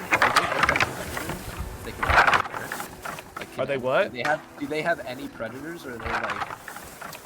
They don't have any natural predators. I mean, like, the ones that are further north, I think the orcas. I think, like, killer whales and shit, like, if they get too close, because they're actually really good swimmers. So, they are delicious, though. Come on, Brandy. Come on. I mean, this moose is delicious, Kappa, haha. Anyways. And you would know. Anyways, let's move on. PG-13 rated stream, except that is not a PG-13 rated stream. All right. Coming up next, Mr. Heizman, we have what I would like to call Would You Rather. I think this is a fun one. This is the first time that I've done this, and I'm really excited about this one. So this one is called Would You Rather. And so the way that this is played is that I give you two scenarios, and you have to tell me which you would rather do. So if I can get a poll up in the chat by the mods as well, 1 minute, selections of A or B. Mr. Heizman, would you personally rather completely whiff a Lee Sin cube that would kill somebody? Or would you rather fuck up a ward ult combination? Like a ward hop jump and then ult combination. Which one would you rather do? This is easy. I would rather fuck up the Q, because Q's on like a 6-second cooldown. And my ult's on like a minute cooldown. So But what if he got away? What if the Q would have killed and then he runs away and you don't get the kill? I'll chase him down with a... Oh, but it's like guaranteed I don't kill him? Yeah, it's guaranteed that you won't kill him because you missed the Q. Still that one. I feel like when you fuck up an ult as a Lee Sin main, it's like you just get flamed. Everyone just like MIA pings your body. So yeah, I'm still gonna go with A. I'd rather fuck up a Q than fuck up an ult. All right. So you would rather miss the Q for option A. Absolutely. Yep. All right, guys. Some of these, this is the only one that is Lee Sin specific. So chat, don't think that this is all going to be stuff they're like, damn, I don't play Lee Sin. Maybe you've seen Lee Sins. What would you rather have the Lee Sin on your team do? I guess is what we're saying as well. But it looks like Heizman's going to say A. I mean, he would say B. I would say A. So people are saying, so the chat said B, but I would have said A too, because I think it's so funny when I'm in lane, Elisa walks out of the bush on my team, or even against me, like misses a Q and then just walks away. This shit is so funny to me. Like, he's like, hey, what's up, guys? Q miss? Okay, see you later. Yeah. That's a bad Lee Sin player. Yeah, I mean, but you wouldn't know about that because that's the opposite of what you are, my friend. Hey, I miss Qs like it's my job, or I used to. So fair. All right, would you rather? And this is because me and you and Shelby and Brandy met at the same time. This is a little cute one. Would you rather go out to dinner on your date, or would you rather go to a movie for your date? Wait. Why not both? That is not the question, sir. We know that there's plenty of situations that you can do the movie and a dinner. Those are pretty baller right now, by the way. I love going to those. But that's like the best. Yeah. Yeah. Probably the most, like the date that we do the most. But I'll have to go with dinner, because then we can talk. The movies are really great for like when you're just like tired and don't feel like conversing much. But when you're like trying to have a good time, I feel like dinner's better because you can actually like talk, right? Right. No,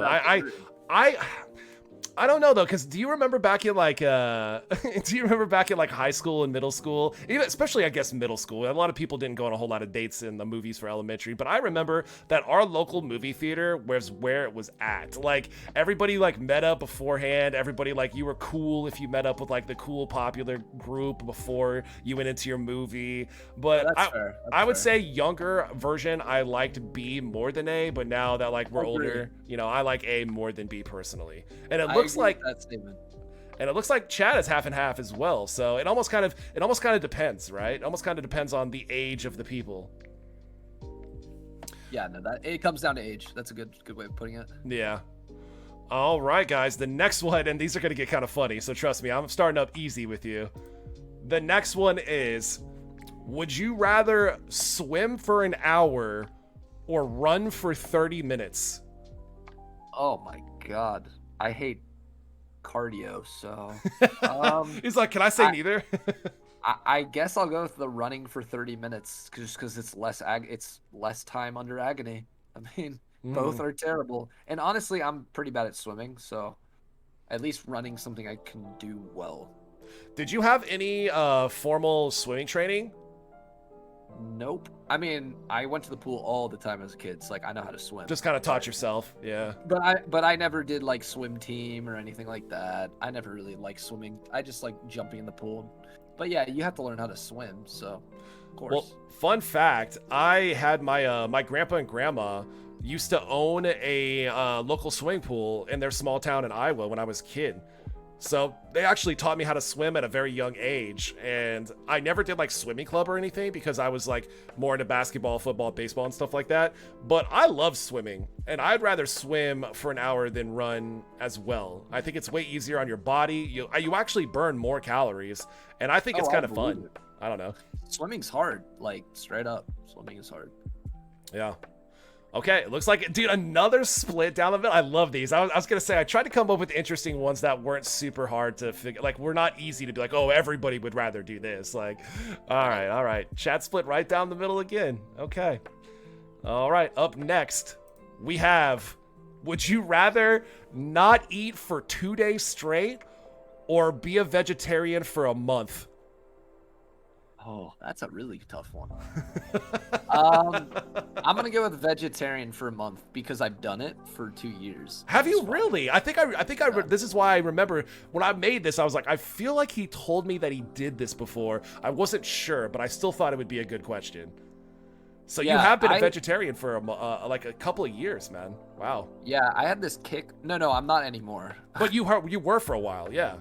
No, I was for like a year and a half or so. Yeah, I did it because I had the idea that meat was like terrible for you, but no, at this point it's like everything's terrible for you. So yeah, just eat what you want. And honestly, as a diabetic, it's really hard to not overdo the carbs without meat. So meat's kind of necessary for my diet without me eating too many carbs. So I'm gonna go. But I could do it for a month, is what I'm saying. I could not go 2 days without eating. That would be too hard for me. I'll go the other way. I've actually known people that do the different levels of fasting, whether it's like the 14 hours you can't eat and then the other 8 you can, or the other 10 you can. Some people do 16-8. Some people actually do 24-24. Some people do 36, whatever that would be, 36-12. I've only, at the very most I haven't eaten is probably about 18 hours, but I think, dude, I ate vegetables so much, man. It's like I'm like a little kid. You'd have to like fucking airplane the vegetables into my mouth for a month if I was a vegetarian. Look, chat said A too. Let's go. I finally win. Wait. Can I interject for a second? Yeah, of course. Being a vegetarian does not mean you have to eat vegetables. I didn't eat fucking hardly any vegetables when I was a vegetarian. That's a misleading word. It just means you can't eat certain meats. So like, you can still have bread. You can still have cheese. Unless if you're a vegan, then you can't have cheese. But, yeah. I gotta have my meat, man. I love it. I eat meat almost every single day, almost for every, like in some way, shape, or form, for every meal. Like I'll put turkey in my eggs. Like I love steak, chicken, salmon. Like it's such a staple of my diet, especially if I'm working out hard to like get the, like, I know you can get plenty of proteins and like, you know, plant-based foods, and it's probably better. You know, Tony Gonzalez was like a vegetarian for years playing in the NFL and looks fucking amazing. So yeah. Oh, you can get, I mean, yeah, I don't know if you know who Vegan Gains is. He's like this like crazy YouTuber who talks about, he's like a vegan bodybuilder. And he just like shits on everyone who isn't vegan. Yeah, I used to watch him, so like I'm pretty educated on like the pros and cons of being like a vegetarian, and because I did it. I mean, I obviously didn't get all my info from a YouTuber, but right. My point is, it's not that hard. Vegetarian actually isn't that bad. Vegan would be hard though, so. But I'm going with be vegetarian. All right, all right. I mean, Chad agreed with me finally for once, so I'm just glad I took a win for once. They've been agreeing with you almost the entire time. Take your L and sit down, Heizman. Come on. All right. Fair enough. All right, the next one. Would you rather lay down in a room on the floor with 10 snakes? Or would you rather be caught in a closet with 20 spiders? This is easy for me. Even though they're both terrible, I'm literally arachnophobic. I cannot stand spiders. So as much as snakes would be terrifying, at least I wouldn't literally be like panicking. Well, I probably would be, but panicking less. So I'll go with snakes as long as they don't bite me. But well, either can bite you. Either can bite you. I guess I can't premise it with like being how venomous either one is, or if they're guaranteed to bite you. I guess let's just take all of that out of the factor. Yeah. Like it's like nothing's gonna kill you, but just out of pure fear. Right. Okay, then absolutely, I would rather sit on. Snakes don't really scare me that much. Like, if a snake was on me, I'd be like, oh, okay. Like, as long as it doesn't bite me, then it's cool. A spider, if it's even in the same. If it's in my field of view, I'm calling 911. So, I agree with you, man. I hate spiders, bro. And I've always I've actually read documents about why most of America or the world is like arachnophobic. If it has to do with like movies that made spiders like the villains, like Arachnophobia, or some of these other movies that like make it more terrifying. But you see just as many like snakes in bad situations that you do spiders. But I gotta say, I'd fucking let a snake crawl all over me before I let a spider do it, bro. Fuck spiders. I'm with you, bro. Fuck spiders. It looks like Chad agrees. 50 fair. It was pretty close though. I think that the snakes only won by 1 vote, man. So y'all are crazy, bro. Y'all are crazy. I fucking hate spiders. Not a fan. All right, guys. The last one. I'm laughing before I even say it. Would you either fight a wolf or 50 wiener dogs? Would you fight a single wolf or 50 very angry wiener dogs? Dude, I'd rather. I still think my chances are better with a pack of wiener dogs. 50 of them? Oh, so fucking cute. Come on! Like, even if you're coming out and be like, "Ow, that hurts," but like, you're so cute. Like, I would want to pet them while they're biting. But what if they're not cute? What if they haven't bathed in a month or a year and they're all mean and they don't look cute? Like, what if they're very rabid and vicious? I guess I'd rather go down being mauled by 50 wiener dogs then, because I don't know, man, there's something. Wolves have always scared me. Like, when I'm in the woods and I hear like something howl, that shit's terrifying. And like, I'm glad you used that picture from the 300, because you like that? Yeah. But yeah, I'm not as badass as King Leonidas, sadly. So fair. Okay. I would have to agree with you, dude. Actually, I want to have one more question after this, but I didn't make a slide for it that relates to this. But dude, I remember like it was a Family Guy quote was like, how many 3rd graders could you kill in one fight? Like, you know, because you can just take them all out or funnel them into like a little space and just take them out one by one and just bam, kick, you're dead. Like, I know and again, this channel, Moosey Man Incorporated, does not promote any kind of animal violence or animal cruelty. I'm just telling you my strategies. Yeah, it looks like the majority of chat would rather fight the wiener dogs too. Chat, you're good. But here's a caveat. So here's a question for you. Do you think that 50 wiener dogs could take down a wolf? Am I supposed to answer this one? Because yeah. No, I'm interested. So there's no poll here. I low-key feel like they could, if they could catch him. Like, if the wolf turned around and tried to fight, then yes. But realistically, they'd never be able to catch a wolf because he would just run away. But yeah, I think 50 wiener dogs. I mean, it's not like they're 3-year-olds who just like are stupid. Like, if they wanted to kill you, they'd just bite you. Yeah, I think they could do it, right? You think? I'm trying to envision how many 50 really is, right? You know, like how much area 50 wiener dogs would take. Like, all it takes is like 4 or 5 of them, like say like 6 or 7 are getting fucked up, right? But it takes like maybe 4 or 5 of them to all like bite onto a leg and like maybe injure the leg enough to like have a hurt leg. And then once it has like a hurt leg, then they can like jump up and like take its neck, or they can like, you know what I mean? I don't know. I think the wolf would run out of stamina before you could even kill 50. Wiener dogs. That'd be a lot of. He'd be out of breath. It'd be a lot of work. That wolf is tired, bro. There's so many wiener dogs. Too many. All right, guys. The last segment that we have is a tier list, guys. We got a tier list, and we are going to be rating the tier list of potato chips, guys. We are going to be rating potato chips, and it took me forever to find a list that's got all of them that actually the ones that I wanted. So, guys, we are going to be rating. I have a bad feeling that you didn't include my favorite bag of chips, but we'll see. Maybe you did. Okay, so the ones I took out. I see it on there. We're good. Okay, so the ones that I took out though, because I didn't want this to last forever. And then Mod and as chat as well. Only have one at a time, please. Or not one at a time. Have one 1 minute timers. Sorry, God, I don't know why that took me so long to come up with 1 minute timers. And the ones I didn't include because they're kind of either redundant because they kind of included a bunch like twice, just different flavors, is I didn't do like white cheddar Cheez-Its or barbecue Pringles or like duo Cheez-Its or toasty Cheez-Its. So I tried to kind of filter all of like the redundant stuff. Literally, there's like 80 different types of bags of chips. So I think what I'm seeing here seems pretty solid. All right, I'm glad. All right, guys, the first one that we have up is Takis. Now, I'm a little bit biased because the first time that I ever really was introduced to Takis was from one of Brandy's kids loves Takis, and I tried one, and I was like, bro, these aren't very good. Like, I did not like them. Like, I didn't have, and he always wanted them, right? Like, he, no matter what, like, can I have some Takis? Can we get Takis? Like, did you get Takis from the store? It's so crazy how much he liked it. I just don't like them at all. Like, what about you? That's literally the only chip on that whole list that I have never tried. So, really? So I'm not even gonna vote this one. I'll just let chat vote. All right, so chat, again, we have the polls that are going to be running for this entire segment as well.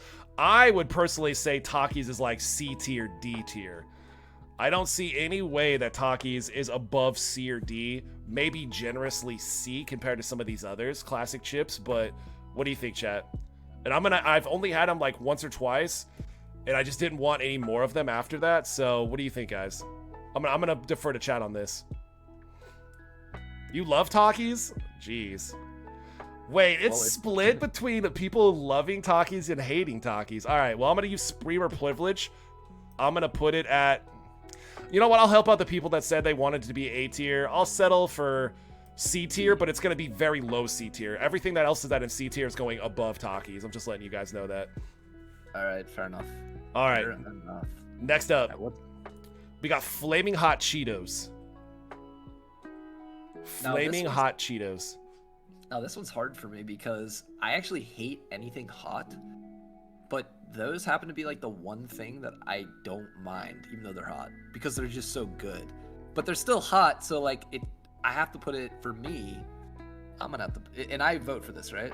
Yeah, for sure. I'm gonna put it in B because it's really good, but I don't like hot food. It's like I can't get down with, like, there's so many other better picks in my opinion that don't burn your mouth. Now, I agree with you. Actually, it's kind of funny because I do, and I 100% see what you're saying, but I have to still say it higher. I get really sweaty, and I literally, like, I have no tolerance to hot food. I love hot food, but my stomach hates it, my sweaty, bald head hates it, and it makes me perspire and feel so uncomfortable. So there's a lot of stuff that I don't like to eat because it is just hot. I've done, like, the hot noodle challenge. I probably will do a hot chip challenge sometime on stream. So guys, prepare for that sometime.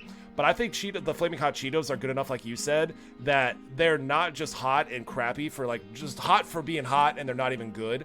I still think they're pretty solid. I would say they're solid A tier. Oh, it's split again. Wow, all the way down. But you got to put it at B because it's split. Well, I guess it's A, B, and D. I'll say it's B tier, but it's got to be top of the B tier, chat. It's got to be top B tier. And whoever said D tier, the disrespect. Did you vote D? I voted B. Okay. All right. Hey, I like it then. B. All right. I said B. They're good. I just don't like hot. But okay. Fair. Okay.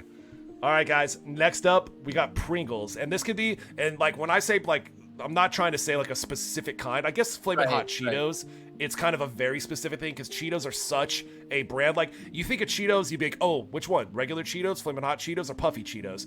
For Pringles, it's not as, trust me, anybody that loves Pringles out there, I'm not hating, but Pringles aren't like, oh, which kind of Pringles though? Like, you know, it's not as like recognize the different flavors, I guess. So this can be any type of Pringles at all. I feel like for Pringles, like when I think of like the perfect crisp chip, I think of a Pringle. Like the way they're shaped, the way, I don't know, the way they crack in your mouth as you chew them. Pringles are like one of the best chips. But just because they're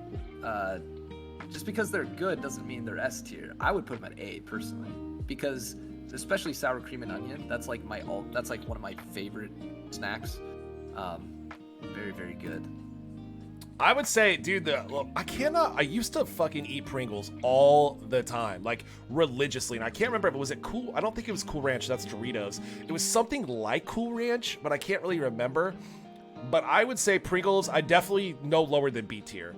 I would say either middle B tier, some could argue probably A tier, like I'd agree with you on that as well. They said S, and I don't know. I guess you could put it S because it won, but I would put it at A. But that's my opinion. So. I 100% gonna agree with Heizman on this one. Guys, I don't know where the other votes were that weren't S, but I think we're doing a pretty good job of compromising with you guys, not pulling the streamer privilege. I'm gonna say A tier. I'll say A tier on the Pringles too, man. Pringles are pretty fire, but I know there's a couple of chips on this list that I would put over Pringles for sure. Yeah. And the one that I'm about to bring up is exactly the one that I'm talking about. First up, we got nacho cheese Doritos.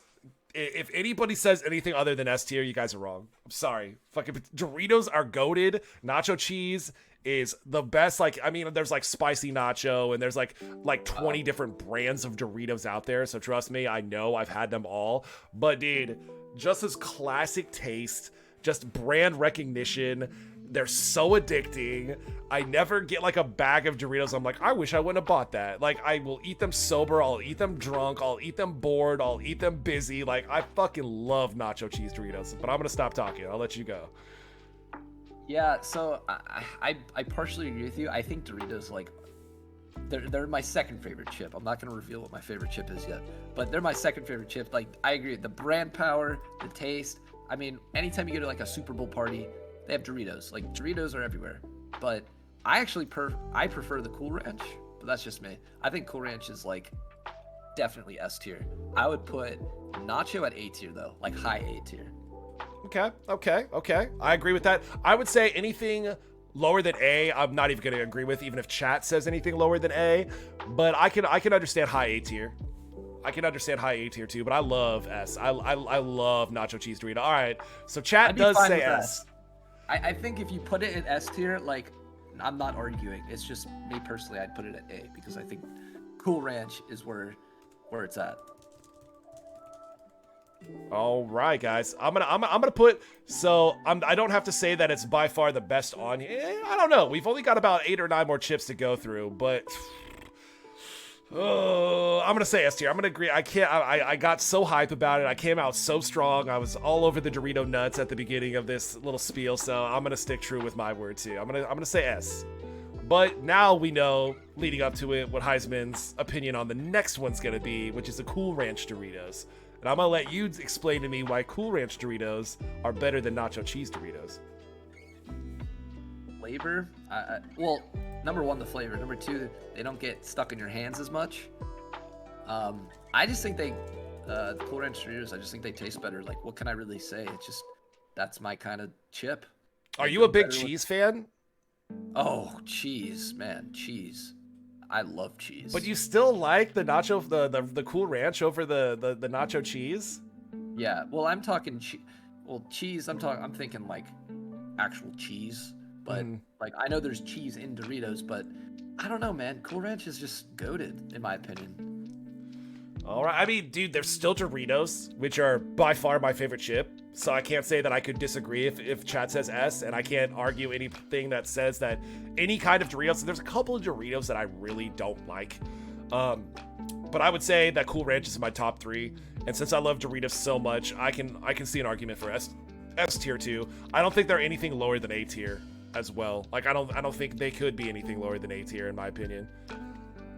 I like how you were trying to gaslight me into putting nacho higher just because I like cheese. You see what I tried to do? I was trying to be sneaky about it, dude. I was trying so hard. All right, hey, chat says S. Okay, so, You're putting in an S. I'm putting it in S, but I almost want to have a little side game now.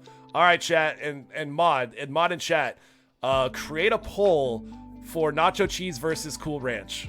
I want to know where to put which one goes ahead of the other. Now we have a face-off. Now I need to know what you guys think about Cool Ranch versus nacho cheese. Which one's better? I said nacho really weird right there, by the way. All right, so we know, and make it like a real quick one, guys. But so chat's saying that they're definitely better. Also that they're good on sandwiches. Do you put your chips on sandwiches when you make like a lunch? Not typically. I call it a dagwood when you put chips on your sandwich. But no, I don't typically. Why is it called Dagwood? I don't know. My dad told me that, and I just went with it. Is that based on? Is that a comic? I don't know, but he would like toast like a ham and cheese sandwich, and then you'd put chips on it. Usually, actually, Lay's chips, just because that's what he always bought for some reason. Yeah. And he called it a Dagwood, which is actually perfect because it looks like Lay's is next. Okay. Let's see. And I'm trying to wait. Do we have a mod in chat that can do nacho cheese versus Cool Ranch? Oh, here we go. All right. Nice. Perfect. Right as soon as I said that, it popped up. All right. I'm very interested. This is actually the one I'm most interested about out of everything. Wrong, buddy. Out of anything. You're outvoted, buddy. No. Can I even vote in my own poll? I'm definitely voting in my own poll. I think I can, right? Do it. This is a democracy. Everyone gets a vote. All right. All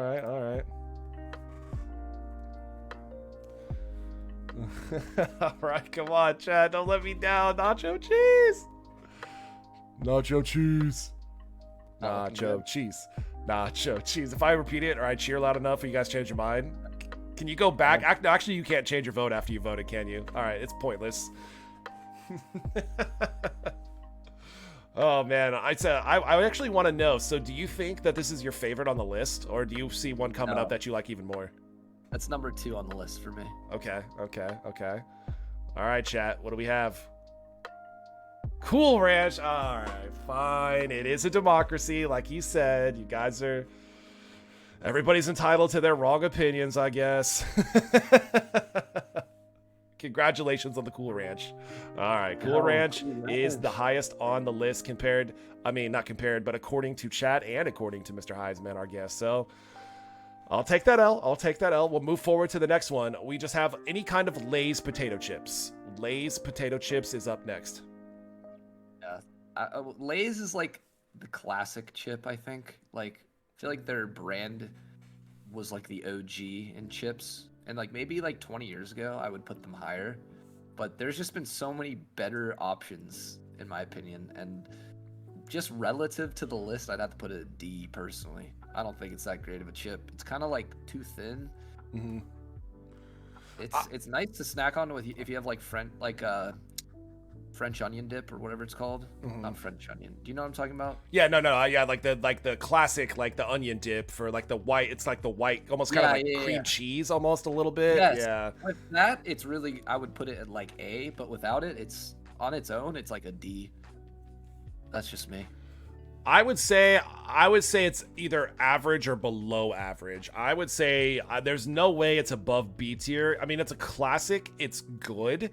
It's like you can't. I mean, let's be honest. How many chips do we ever bite into and we're like, damn, like chips. This chip sucks. Like it's still chips, but like it's the most average. Like, I mean, I don't know. Like literally, it's called Lay's Classic for a reason, and I don't know like the timeline. I'm not a chip expert. But I think they've probably been around more than almost any other chip that is in existence. Like they've been just a trademark of the product for so long. But they're so average, bro. Like I don't get excited for them. You know? I don't know if the poll came up, but I personally would put it in D. Just Yeah. based on where everything else is placed. Although I guess I could settle for a C. I don't think anything needs to be in D tier because like chips are good. All chips are good. Only, I feel like D tiers for the things that like I wouldn't ever eat, but like I would still eat Lay's. Right. No, I actually 100% agree with you. I don't think it's anything higher than C. I can understand why people would say it's like, oh, it's C tier. It's not the worst. Somewhat of an argument for low B. Like, there's no way it's better than Flamin' Hot Cheetos. I can see why it'd be better than Takis. Again, I'm not a fan of them. They're just so average that there's nothing excited about. Like, if I'm walking down the chip aisle, I'm not like, oh man, I'm so excited out of all of the chips I'm surrounded by, 20 different, 30, 40, 50 different kinds. I'm gonna buy some regular ass Lay's potato chips, right? So You're right. it looks like we're not getting a pull up for this one, so I'm gonna go ahead and I'm gonna put them at C. If anybody chat is just super upset or outraged by the C-ness of the Lay's potato chips, I'm sorry guys, I love you, but I don't think they're higher anything than Lay's potato chips, or anything higher than a C for the Lay's potato chips. All right, so can I interject on this next one? And then the poll that we have up now, guys, is going to be for the next one. So lead us away with the next one. Yeah, so it's Ruffles. Now, can we include any kind of Ruffles? Because the one that's Yes. actually in the not voting section, the cheddar. Yeah. that is my all-time favorite chip. That chip is so good. I get it. If I am getting chips and that's an option, it's always going to be that. Those chips are delicious. So Okay. I'm going with S tier for sure. So guys, For again, like I agree with him on this. When you think of Ruffles or any of these that are just overall flavors, they like, if I'm not saying it's the specific kind, then that Ruffle can be any kind of Ruffles. And I have to agree. I was going to have the cheddar with also the original, but I think Ruffles is way better than just the regular or any other kind of flavor, sour cream and onion. I'd say it's easily A tier. I'd see the argument for S tier. I don't think anything lower than B tier. I think A. Heizman says S is number 1 favorite chip, and then Chad is also saying A as well. Yeah, sour cream and cheddar specifically. Now, if we're talking original Ruffles, I think A or B is fine. I just really like that sour cream. I'm gonna say, because I said A tier and Chad says A tier, that's the number 1 A tier. Like, if we can agree that it's definitely A tier, but if I say A, they say A, and you say S, I'm going to put it at the very top of A tier. I was actually tempted to put it at the bottom of S tier, but I'm interested to see what other people have for the next 5 or 6 flavors, and then we'll make a decision there. You can always kind of swap these out. People do that all the time with tier lists. They're like, on further reconsideration of the rest on the board. All right. But no, dude, those are pretty good. I will say that the cheddar Ruffles are good. Yeah. All right, so this is actually one, so maybe I'm a little bit biased, and maybe, again, because I think it's such... I think when I read about the 2 most bought chips when I was doing this in the world, it's Cheetos or Doritos. Like, by far, like, they're the 2 highly grossed and annually purchased, like, just chips, like, obviously not the brand, but... So I think that Cheetos is at least worth putting this differential up there, maybe because I'm biased towards Cheetos, and I was wondering if you like Cheetos as well, so I thought you might appreciate it. But next up is Puffs Cheetos. Cheetos Puffs. Nah, I put all of Cheetos in B. They're all just average to me. They're good, but not as good as the other brands. But that, again, that's just me. It's just messy, man. I hate Puffs, bro. I'm glad you're saying I hate Cheetos Puffs. Cheetos Puffs suck ass. For such a good chip, like the regular Cheetos are great. I think the Flaming Hot Cheetos are arguably better. I actually was gonna put there was another because I'm taking this one off. I have no idea why that one's there, sorry. The jalapeno Cheetos are fucking fantastic. They weren't available on this one. But Cheetos Puffs, fucking D tier, bro. They get stuck in my teeth. I have to pick them out. Like, I have to brush my teeth right afterwards. I can't even in I know public. exactly what you're talking about. I was thinking of like the original Cheetos. Yeah, no, Puffs definitely D tier because of exactly what you just said. Dude, I hate Cheetos Puffs. Like, dude, they make me so uncomfortable. Like, I feel like I'm smiling and fucking homeless when I'm eating them. Like, dude, like, no, Chad, B tier? Hell no, bro. No. All right, well, Chad, I love you guys. Just because, I don't know why you would say B tier. I'm putting them at the bottom of C, so Me and Heizman want to put that shit in D, but since you guys said B tier, we'll put it at the very bottom of C tier, bro. Especially since Heizman had a really good point too. No chips are necessarily terrible where you wouldn't eat them. Actually, Cheetos Puffs are pretty borderline. I wouldn't eat them. Like, you know what I mean? Like if they were like, here's some Cheetos Puffs, I'd be like, no thanks, dude. I'll fast for a little longer. yeah, that 2-day fast, bro. I mean, shit, I would be a fucking vegetarian over eating Cheetos Puffs. I'll tell you that. I will tell you that. Well, you could be both. So. Yeah, that's true. All right, guys. The next up is Cheez-Its. Cheez-Its, wow. Yeah, I'm pushing my luck with these. Come on, dude. Cheetos Puffs are terrible. But we got Cheez-Its, guys. I'm sorry I betrayed all of you that are Cheetos Puffs connoisseurs. But we're moving on to Cheez-Its, and this could be any brand of Cheez-Its. I feel like Cheez-Its, when I eat them, I feel less unhealthy than when I eat most other chips. There's something about them that they almost feel like a healthy snack, even though they yeah, 100%. I just bought the wheat Cheez-Its at the store when I went to the store 2 days ago. I'm like, man, I'm healthy as fuck. Yeah. They're not. They're just as bad as the rest. In terms of taste, though, I can't put them any higher than B tier because even though they're really good, they're not on Pringles level. No way. I agree. I definitely agree with all that logic. I think that it's so funny that you say that too. Like it's like that meme where like once you eat an apple, it's like, you know, that Seth Rogen parody of the Kanye West song where he's shirtless. It's the what is it called? Kanye West and Kim Kardashian did that weird music video where they're on the motorcycle. So it's like Seth Rogen's like looking over his shoulder, like all seductively with no shirt. And the caption's like, when I eat some fruit. So when I eat some Cheez-It, I'm looking over my shoulder like I'm the healthiest with a seductive sign. Like, I don't know, man. This has chat even split. Like this has been the most split one yet. So I think everyone agrees though, A or B. I just put it top of B tier. It's better than Cheetos, but it's not. And sorry, I'm just trying to hijack this tier list right now. But. No, so chat says A and B. Somebody's like, anybody that put B, it looks like some very passionate Cheez-Its lovers in the chat. I would say, I'm gonna go with high B. I'm gonna go with IB since it's split between A and B.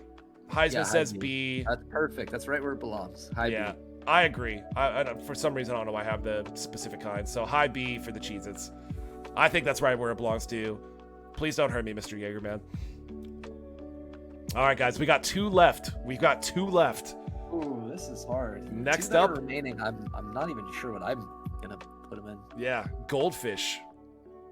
Man, I don't know what it is about Goldfish specifically, but man, like it reminds me. I don't know if it's because it's more of like an older snack. Like it's more people liked it when they were younger. Like I don't know. It's what is up with Goldfish given to kids? Something about like Goldfishes ever when I was like around my grandparents, they would give me Goldfish. So I don't know necessarily if it was like older people like it because it was so popular so long ago, or if it's because I was younger whenever I'd eat them and I got given Goldfish when I was a kid. I think Goldfish is it's marketed towards kids, you know? Like it's got a cute little fish with like sunglasses on. Just feel like it's marketed toward kids, but we still, even me and my wife, we eat it all the time. We eat Goldfish all the time. Goldfish are so good. The problem with Goldfish is they're kind of plain, so it's like I would never put Goldfish in S tier, but I could personally get down with putting it in like low A tier. I think so too. I think no lower than B tier. It's either high A tier, it's either a high B tier or low A tier. I used to fucking love Goldfish, man. S tier. I'm with you. S tier? Wow, chat loves themselves some Goldfish. Wow. All right, well, so out of respect of Heizman and his Ruffles, because I still think that the cheddar cheese and Ruffles are better than Goldfish, I agree with him personally, and since they did get an A tier, yeah, I think A is good. We'll put some respect on Goldfish's name, but I just don't think it belongs with Doritos. He said put some respect on Goldfish's name. I'm going to say behind Ruffles, so it's going to be behind Ruffles, Doritos, and that's all that beats out Goldfish is Ruffles and Doritos. Jaeger, man, where would you have put them? I'm just curious if like you hate them or love them. I think he was probably one of them that did the S tier for sure. Okay. Yes. Dude, Gotcha. I will say, I don't know if this is, well, I mean, this is my channel, so I'll say whatever I want on it. But like, dude, have you ever seen, well, okay, you probably haven't seen this, but you're gonna laugh if you haven't because it's pretty self-explanatory. But it's a meme of a dude going down on a girl, and the caption is "the snack that smiles back." And there's like a little goldfish on the bottom right of the screen. Yo, if we're talking about like inappropriate commercials for snacks, that Skittles commercial has to take the cake. Do you know the Skittles commercial where they're like, he's like, oh, give me your sweetness, and then he Snack like, that and then he smiles goes, back. and then like a bunch of Skittles pour out of. Oh, I do It's remember like, that. I you do know what I'm remember that. talking about? Dude, that was like recently in the last 10 years too. They really got Yeah, away was with like that 5 one. years ago. Yeah, that was probably my favorite commercial. But we should do candy next time. On the Ooh, candy next would time be you good. have a cool guy corner with me. All right. I'll have that in the back of the mind, baby. I'll have that in the back of my mind. All right. So it comes back down to, maybe I should have had a really good one for last because personally, I'm not a huge Bugles fan. Okay. Wow. So for me, Bugles would sit right behind Doritos, but a lot of people hate Bugles. I just think Bugles are delicious. Like my wife hates Bugles. She would put it in D tier. But I would personally put Bugles in S tier. I fucking love Bugles. So is there a I put it in specific Bugle that you like, or do they even make that many the variations? original even. I do think you missed. I think Sun Chips should even be on this list because Sun Chips are like. Oh, I wish I had, so I had a different one and I was going to send you a link to both. Like, the other one had Sun Chips and I believe something else I wanted, but it also didn't have Goldfish, it didn't have Cheez-Its, it didn't have, like, you know what I mean? Like, I had to, like, by process of elimination, at least choose one or the other, you know what I mean? But I love Sun Chips as well, man. I was sad not to have that on here. I would put Sun Chips and Bugles both in S tier for the record. Okay, all right. Is Sun Chips your favorite over Ruffles, or Ruffles still your favorite? It would go Ruffles, Cool Ranch Doritos, Sun Chips, Bugles, Nacho Okay. Doritos. So I'm personally not a Bugles fan. I'd say it's pretty average too. I'd say B tier, but I'm gonna, because I haven't had them that often. Maybe I would have a change of heart. If you put it in high B or low A, I think that's a reasonable thing. But I just personally put it S. So we had a couple for S, a couple, and then a few for A and B as well. So we will put Bugles at the bottom of A tier / beginning of B tier. We'll put Bugles after Pringles. We'll put Bugles after Pringles. That sounds pretty good. They say you got great taste, man. It's so funny because if I personally had to say the ones that I don't like that much, it would be like compared to like maybe 3 or 4 others, because I had to compromise a couple of these I thought were S tier and they're sitting in A and B tier as well. Man, it's so funny that I don't really care for Bugles, I don't really care for Ruffles, and those are like your 2 favorites. That's so funny, man. It's so funny how different people have so much different taste, right? Yeah. Well, we can. I think my problem with chips is I pretty much like all of them, so it's like it's hard for me to even vote below B, other than maybe the Takis because I've never tried it. But yeah, I mean, maybe I don't know. I think I'm gonna give Bugles another shot. Honestly, you've got me interested. I don't think I've had Bugles in almost a decade, and I think I'm gonna give them another shot. They are good. Like I don't know, right? I literally want to go buy Bugles right now. Like after we get off this podcast, like I'm gonna go to this gas station and get some chips now. They're gonna be some Bugles, baby. Dude, I got the munchies hard. Like I'm ready. I am ready for this visit to Sheets. All right, baby. Well, that is perfect because this is the last segment of the night. Outside of, if anybody has any questions, let's pop back over into the lounge, shall we? And if anybody has any questions for Mr. Heizman, while we're rounding out and while we're wrapping up the Cool Guy Corner, !join will put you in the queue to be able to ask any questions. If you guys have any burning desires, everybody can ask either why apparently I don't like, he has better like Heizman, why do you have such better chips taste than Moosey? Like, anything that we've talked about in the interview, anything that you might want to know about our guest before we take off. If you would like to, !join in the chat, get in the queue, and we can get the questions answered in the order that they are submitted.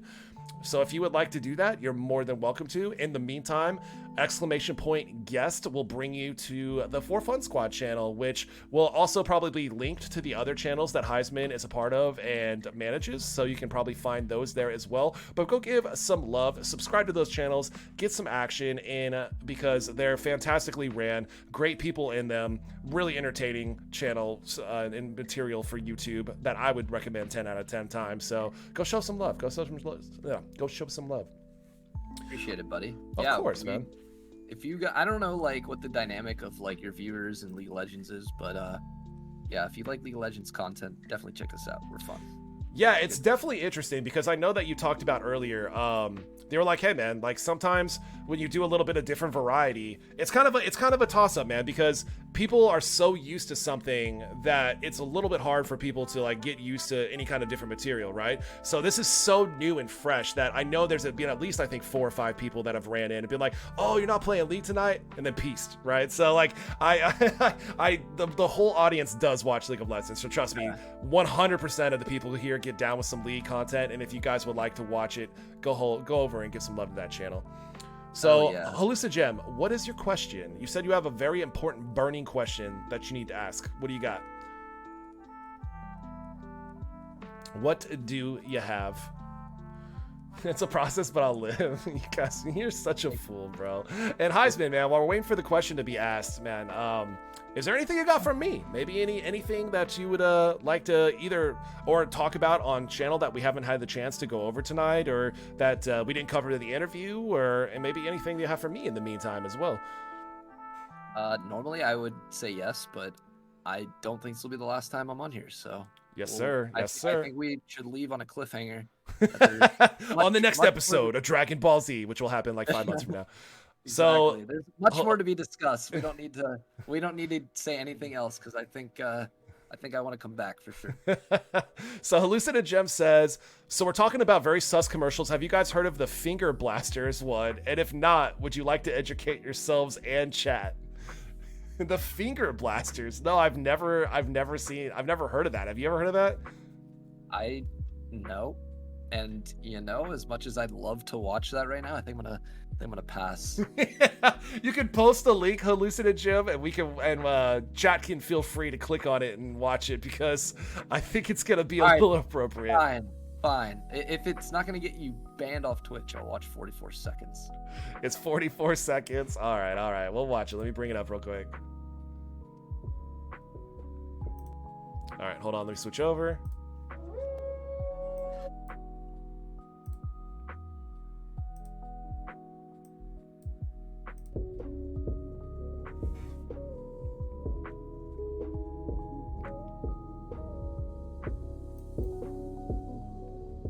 Fingers into our unique sauce containers. At 1 finger at a time. Yum. 2 fingers. Okay. And then, if everybody's cool with it, work up to 3. No, two's good. Now. I'll take what I can get. All right, I've never seen this. If my friends aren't Did he around, just smell I'll them? finger blast Wow. myself. Nice! Food prude. So 2 sauces at once. That's a shocker. Finger blasting is the best. She said that's a shocker. Just good. Dude, watch your look him sniff. I'll take what I can get. Watch this. Oh my god, dude, those were actually a thing. No way, bro. That commercial would have been canceled 5 times to Sunday. That's actually a hilarious commercial. I'm Thank you. assuming that's a parody, but who knows? So, Hallucigem, is that an actual product and an actual commercial that ran? Because that is fucking incredible. I love that. If no one's around, I'll finger blast myself. Wait, that was said? I missed that. One of the girls said, if no one's around, I'll finger blast myself. On that note, I think it's time for me to go. I gotta get. Yeah, we are gonna get going, guys. I know. I told Heizman we were gonna be about 2 hours, and we, outside of the 10-minute waiting, we've been about 2 hours and 10 minutes, 2 hours and 12 minutes to be exact. But dude, I've had a fun time, man. Chad, I hope you guys had a great time with us. If you guys have missed any of the interview section, go to the VOD, be able to check it. We will be uploading this stuff on our YouTube channel that will be coming out here in the next month or so. show. Very important and interesting stuff, especially for a streamer standpoint. If you're interested about YouTube content creation, how very successful people like the guest himself has climbed to gotten to where he is, it's fantastic to go back and watch if you missed that interview section on the VOD. Go make sure you check out the For Fun Squad, again, exclamation point guest. Go give that a subscription. And Mr. Heizman, it's been a pleasure, man. I've had a lot of fun with you tonight, and go get some bugles and enjoy your little munchies. Thank you so much, Chris, for having me on. Moosey Man, I appreciate it. This guy is fucking cool. I wouldn't be here if I didn't think he was dope. So thank you for having me on your podcast, brother. In case my For Fun Squad viewers might come here whenever you post it on YouTube or whatever. So just for that sake, I'll say to the For Fun Squad viewers watching this, thanks for tuning in. And make sure you follow Moosey Man on Twitch and YouTube, because this guy is really cool. And he's making some unique stuff. So that all being said, guys, I'm taking off. Thanks for having me chat. You guys have been fun. 2 hours went by really quick because you guys were having a good time with me, so appreciate it. Yeah, guys. So, Mr. Heizman, I will see you later. Chat, we are going to be rating Miss Lady Latalin, so we're going to shut it down. This concludes episode 5 of the Cool Guy Corner. Thank you all for being here, like he said as well. It's been a great time. I hope you guys enjoy the rest of your night. As always, stay happy, stay healthy, and make sure, most of all, that you stay cool. We'll see y'all later. Peace. Hey guys, thanks for watching the video. I'll be uploading every week, and everything is live streamed from my Twitch channel. Check the information down below in the description. Stay cool.